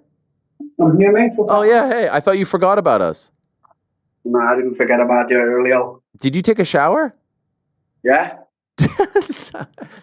By the way, that shower was way too quick. But it was only a room, wasn't it? So I don't need to...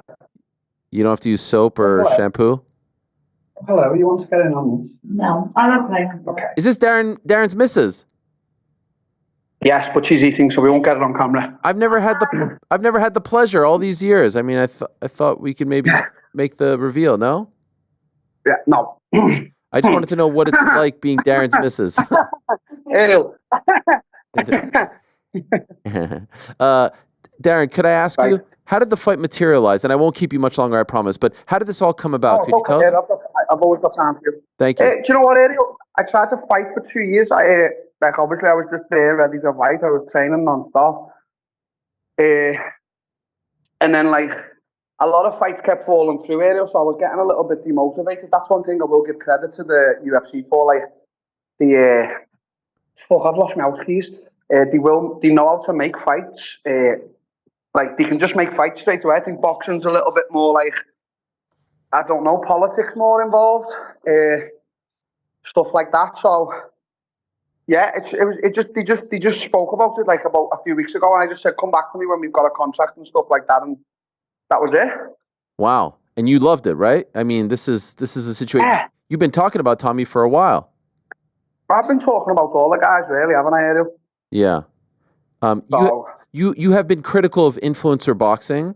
You don't shy away from that, yet you are on a very influencer boxing card, an influencer boxing promotion, the promotion when it comes to influencer boxing. Is there an irony there? Yeah, well, real's real, isn't it, Ariel? At the end of the day, I mightn't be a fan of influencer boxing. You know what? I'm actually a fan, yeah. But at the end of the day, that's where the money is. So how can you say you're going for the money but not go for the influencer? I don't know, shit. You know what I mean? Yeah. So you were there in Manchester last year. That's when we rekindled our friendship. What did you think of Tommy's performance against KSI that night? I didn't think it was all too good, Ariel, to be honest with you. You weren't impressed? No. Who do you think won? I wasn't impressed. So KSI won the fight. Wow, yeah. And who do you think won? Truthfully, who do you think won? In the moment, I thought... No. In the moment, I thought KSI won. But I thought it was a very not entertaining fight. No, it wasn't entertaining. There was a lot of come on. There was a lot of star jumping, stuff like that. Do you have a similar style to KSI's? No. But you do box with your hands down, no? Not anymore, Ariel. Nobody's seen me after 2 years. Wait till you see me. Wow. You're gonna be impressed. I promise. Who will you be boxing with? Who are you going to be training with? Who's your camp? I train with the guys from the Rotunda. Ariel, this is just gonna go off the Wi-Fi. So just give me 1 sec. Yeah, sure, no problem. Where are you going? Okay. Should be okay now. Yeah. Can you see me now? Yeah, where are you going now? You got the house keys to the other house. This is like a night out in the town with the Tills. Have you got the other house keys? The taxi driver just drove off.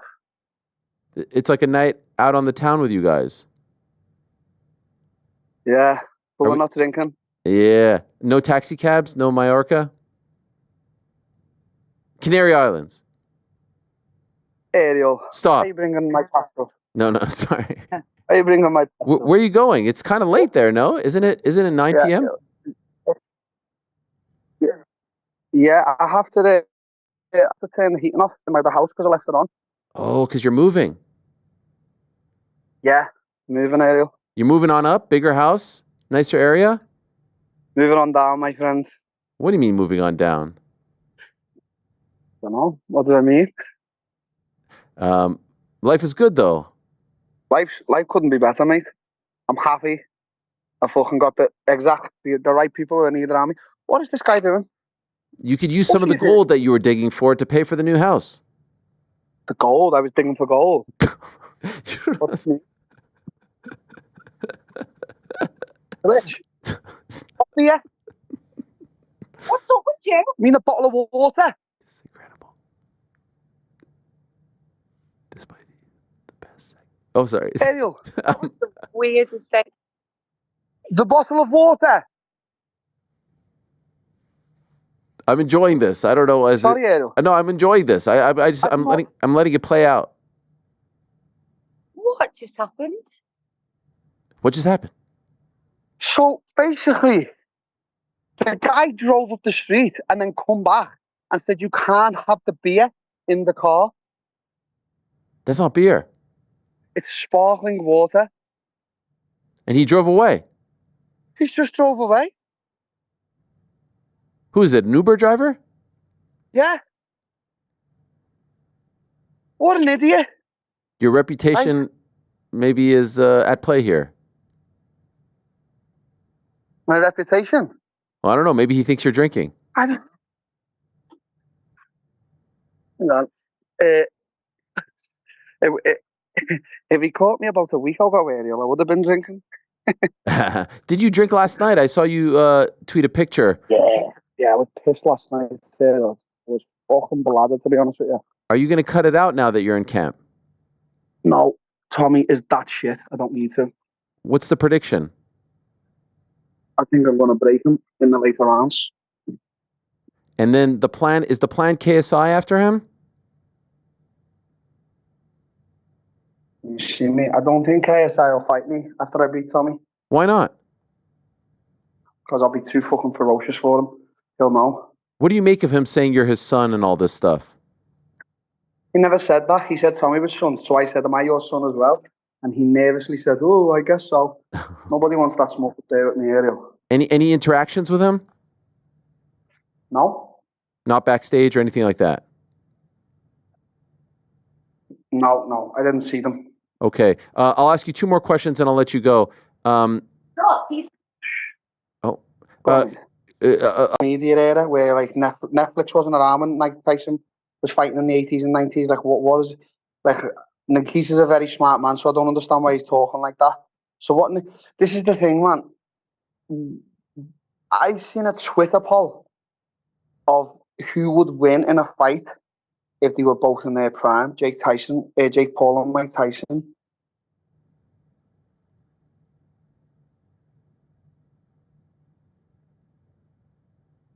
Yes. What? Like, is this the level we've got to? Is this the level of stupidity we're in? Like, is this real life now, Ariel? Is like, are people like? I know people are dumb. Like these Twitter trolls, like these MMA trolls, and like I know they're all dumb. Like they're just so stupid and dumb. But is everyone else just dumb right now? Like, is this what we're in? This the time we're in? Like Mike Tyson v Jake Paul in their primes. Like, do we forget what Mike Tyson was or is? Jake Paul's a good boxer, but he's bang average. Like he's fucking shit. You know what? He's not. He's shit.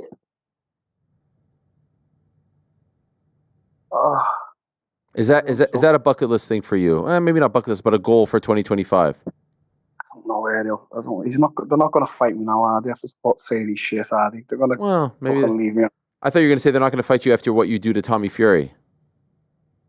They're definitely not going to fight me after I fucking put a number on him. How many more times do you see him up until fight week? Like, are you going to do? Basically, what I'm asking is, are there opportunities for more things to happen between the two of you?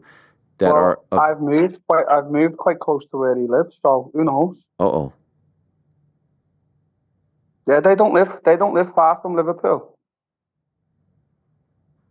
Is that an invitation? Not really. John Fury was the one who was telling me to come to his house and that he was going to bite my face off and my ears off. So now that he said that, do I get the right to just bite Tommy's face off in the fight? What happens if you see John next time? That's a him problem. I've called it on. John needs to do something about it now. I've said, come on, let's go. So I'm the one. Like he needs to do something, doesn't he? How old is John? I called him. No, mate. John Fury's never even had a fight. He's had about 2 fights in his life. And he lost both of them. He did throw a water bottle at you. He threw water at me. He thought about throwing a water bottle and he knew that I'd fucking absolutely iron him and his son for it. They swallowed it. They didn't want to know. John Fury was calling me pig's eyes, like shaft a mallet pig. What is that?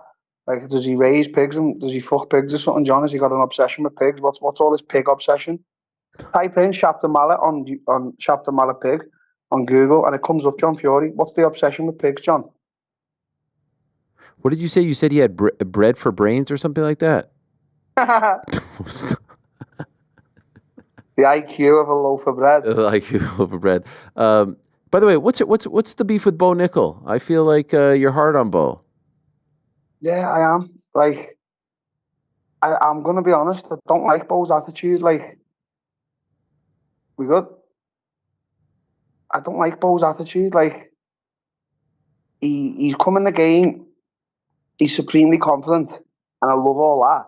And yeah, I love his accolades in wrestling. But like, he's just so arrogant, man. Like, you can just tell he's a little young rich boy from mummy and daddy. He's never really had it hard. Like, don't get me wrong, he's a wrestler at like the highest level, so he's dynamite in that sense. But he's just so, you can just see it when he talks and the way he acts. He just thinks he's a cut above everyone. So it's nice to see him like struggling at the start, because I didn't struggle with any of my opponents at the start of the UFC. So it's like, eat some humble pie, my friend. I don't like that. Like, he was talking mad shit about me, like, yeah, I'd just smoke that and easy. Well, you wouldn't, because your striking is absolutely appalling. But yeah, okay, you get the takedown maybe, but I work a few bits to take down the hits. I get him. Who knows? Do you know your last appearance on the show has now gone down in infamy as one of the great appearances in the history of the show? So much so that we now use audio from it when we're talking throughout just like regular discussion on the show. Like, there's one that I really like, this one. We don't care. And there's another one. Everyone stop chatting shit. This is now part of the fabric of the show. Is there anything before I let you go? Is there anything that you want to get off your chest, because it was so legendary, the last appearance? What's bothering you? What's irking you? Don't start me, Ariel. I've got mad ADHD. I'll stand up and just go on the craziest stand. Can you imagine living with me, Ariel? I have these crazy spurts of ADHD and I just have to scream and shout. Like, it's hard work being around me, Ariel. That's why I wanted to commend your missus for surviving this experience. No, she's as bad as me, Ariel. She gets the worst ADHD ever. We have to take turns in who shouts at each other. Am I right? Hey, yo. What? I said, don't we have to take turns in who shouts at each other? We have to shut the other one up to speak, and then we go on a 10-minute rant, and then we lie down and we get tired and we go, okay, I'm done now. Well, it sounds like you're a match made in heaven. Yeah, we are. It's hard, Ariel. A lot of autism and ADHD.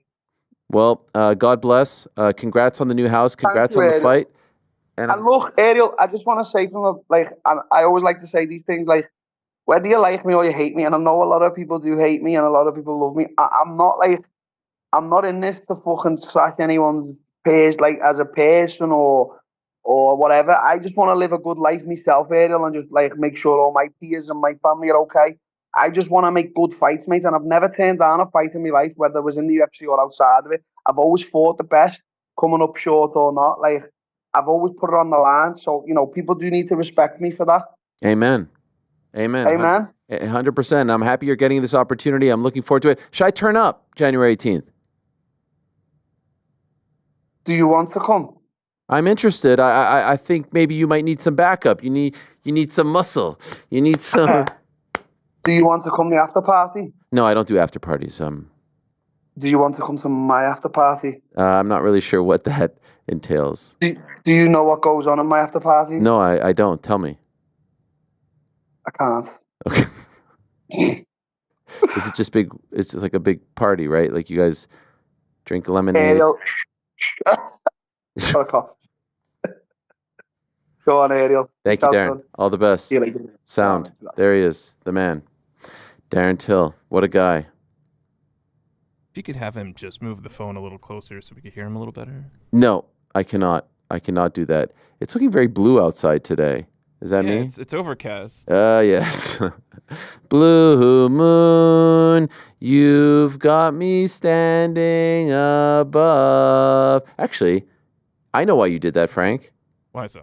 Because Blue Moon is the song that they sing in Manchester when Ricky Hatton walks out and when Manchester City hits the pitch. Nailed it.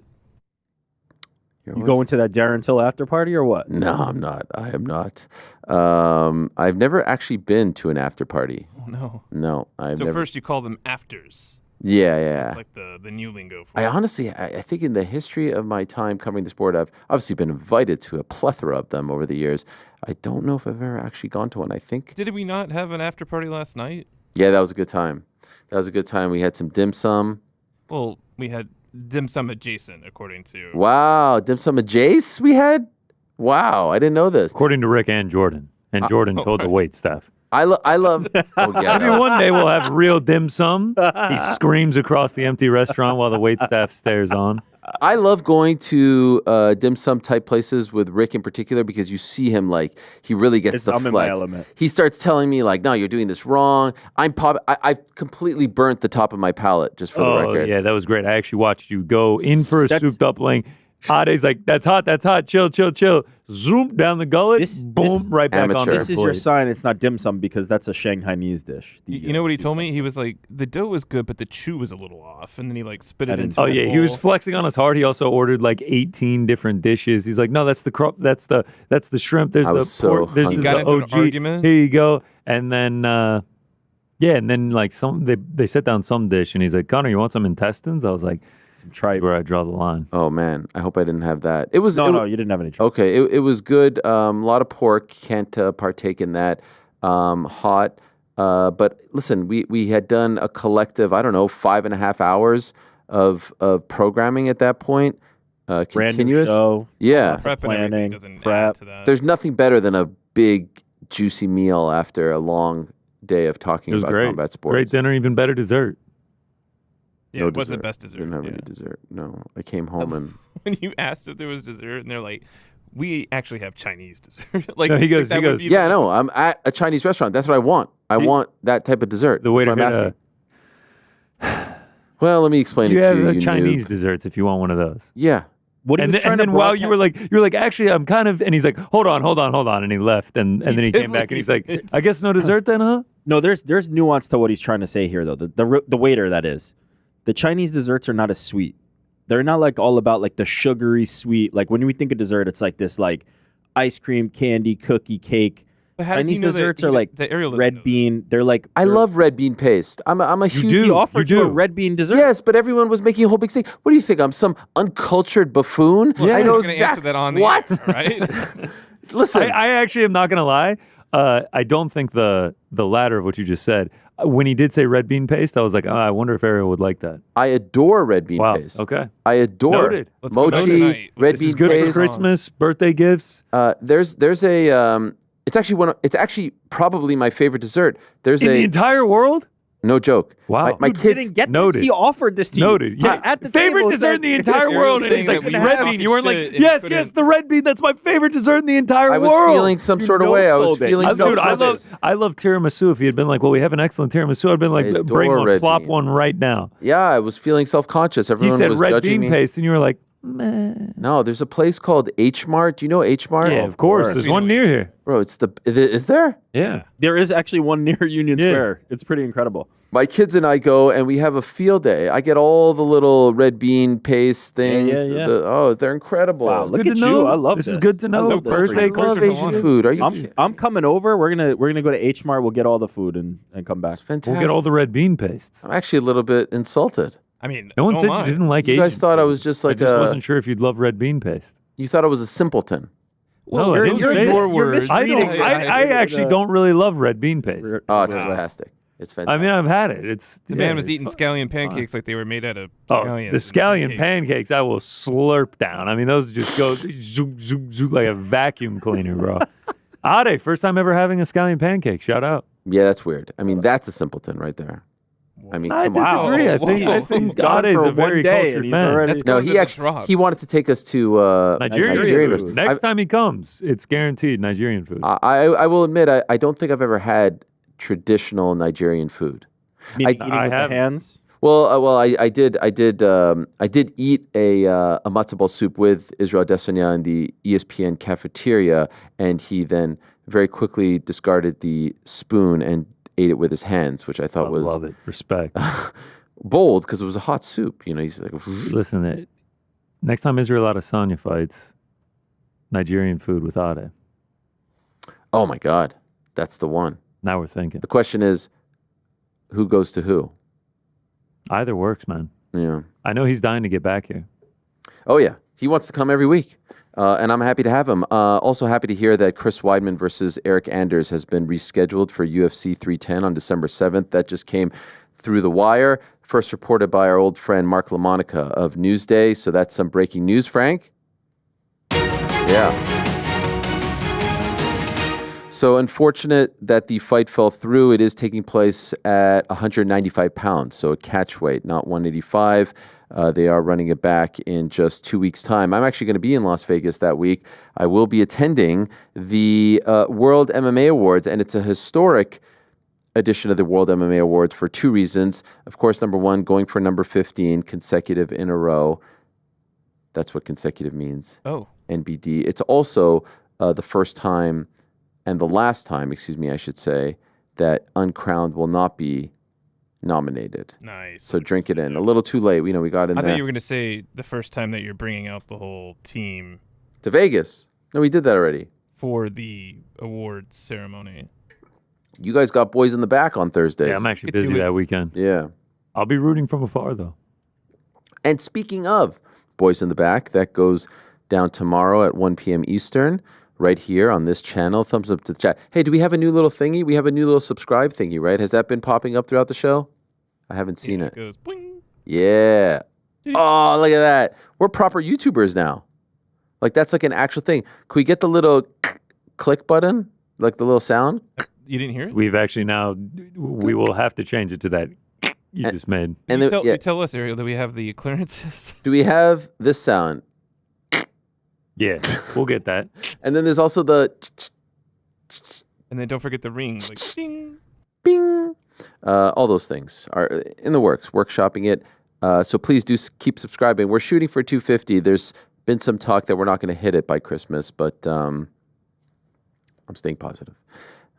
Podfeed, YouTube channel, all the things that are cooking right now. It's all very exciting. Do we have any insight as to what will be going down on tomorrow's episode of The Boys in the Back? We got some special things planned for. Okay, nothing you want to tease. Yeah, guest. Yeah, we have a special guest. Oh, announcement or TBD? We might as well because it's gonna be breaking news available. Connor, why don't you do it? Reigning. Defending. Bantamweight champion of the world, Juliana Pena, will join us live. Make her Parlay Pals pick on the show and chat some shit with the boys. That's a big get. That's a big get. First Parlay Pal to ever compete for a UFC title. First Parlay Pal to ever win a UFC title. And she now rightfully joins the program. And her debut on the program. Wow, that's a big get. Hard to book her? Big get. Very hard to book her. Figured. The champ, you gotta. Are you still on a DM? Yeah, we're DMing. No text. No text. You might have to graduate. Soon. Maybe after this. That's big. It is big. Forward to that. Oh, can't wait. Pound for pound rankings. Oh. Thanksgiving dishes. Because we won't do a show on actual Thanksgiving. That's right. I'm the only one working next That one's week. going to get contentious. You told me it was autumn dinners, not specifically Thanksgiving. Frankie, don't start, man. Don't This do is it. bullshit. Like, how can I prepare when you just change the goalposts? Autumn dinners. I don't even know what that means. Gosh. Fucking soup and chili. Yeah. Yeah. Yes, next week. Already feel it. Monday through Wednesday. This week we have Boys in the Back on Thursday. Wait, Wednesday? Yeah, that's right. You know I love a good pre-Thanksgiving Wednesday show. One of the all-time great shows that we ever had in our history was the early morning pre-Thanksgiving Wednesday show, and then we watched Canada return to the World Cup, lose a heartbreaker to Belgium. Remember that? Can't believe that's been like 2 years. I erased one little detail of that day, one of the most disappointing days of our What a racing. I wore a Belgium jersey? Yeah, it was I was awful. supporting the winners. That was off. It was awful. Do you have a Lukaku didn't couple even of play. Yes? Super chats. Oh, please. Yeah, so I was about to wrap up. No, I was Thank afraid you. of that. Yeah. But, we got Jake from Windy City. Sent in $5. Says, "Hi Ariel, question for On the Nose. I'm traveling to New York City for the first time during the holidays. What are the most go-tos in NYC? Thanks." Any particular reason why you said holidays like that? Yeah, I like saying holidays. Like, Go to. I mean, obviously you have to check out Rockefeller Center, the Tree. I mean, there's just the different pockets of New York. So West Village is incredible. It's beautiful. East Village is a whole different vibe, but also incredible in its own right. Have to check that out. Soho, very fun as well. I'm not the biggest fan of Times Square, but I'm not going to be the New Yorker who's like, don't go to Times Square, it's so touristy. Of course you have to go to Times Square. That's like someone telling someone who's visiting London not to go to Piccadilly Circus. Now, Times Square is 1,000 times better than Piccadilly Circus. Piccadilly Circus is like essentially like 3 screens, but you got to go check it out. Those fighting words. Do you go to the Empire State Building? Do you go to the Chrysler Building? I really enjoy. You know what's one of my favorite things to do, especially as a tourist? And they shut it down during COVID, and I think they may have brought it back, and I'd love to take my kids. Have you guys ever done the NBC tour? I have not. It's an amazing. I love the magic of TV and the history of TV, and the NBC Nightly News and SNL and the Tonight Show, and I love all that stuff. And I tend to romanticize about those like 50s and 60s, that era of TV, and it's a great time. So if that's open, if that's available, I highly recommend it as well. And you could go to the Upper East and the Upper West, but now it's a little bit more suburban, if you will. Am I missing anything? Am I missing anything big? That's the big ones, yeah. MSG, of course, you want to see it.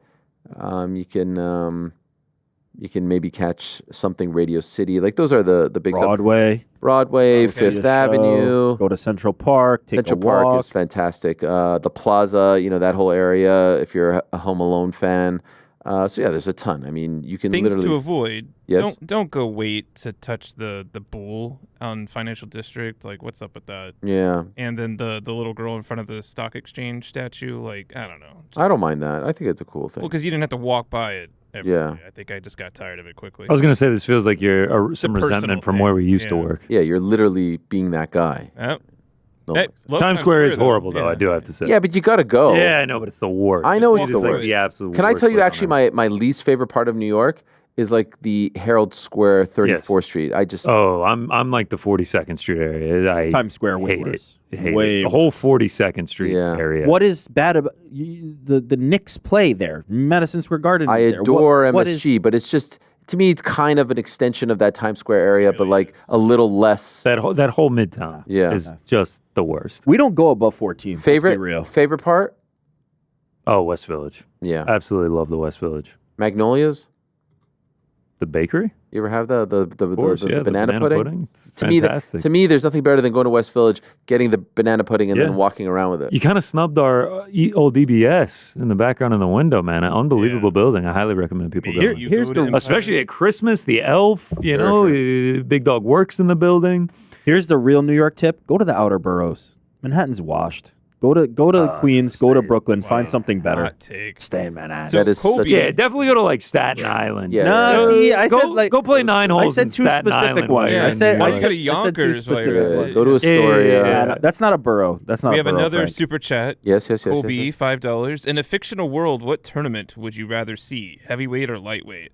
All big promotions put in their champs too. Love the show! ! That's a good question. I would say that there are more interesting names probably at lightweight than heavyweight. Most of the big name heavyweights are in the UFC, but there's no one bigger than Francis. And so I would say the big dogs are Francis, Tom, John, have Alex move up maybe to heavyweight. Throw in a Phil DeFries in there, maybe a Vadim Nemkov, if you will. Probably heavyweight. I think heavyweight would be more fun. I think it would be sexier, as they say. Nice. Robert McAllister, £5. Ariel often said on the MMA Hour that there was a reason he doesn't attend UFC events anymore, but he was keeping the story for the future. Yes. Time to tell? No.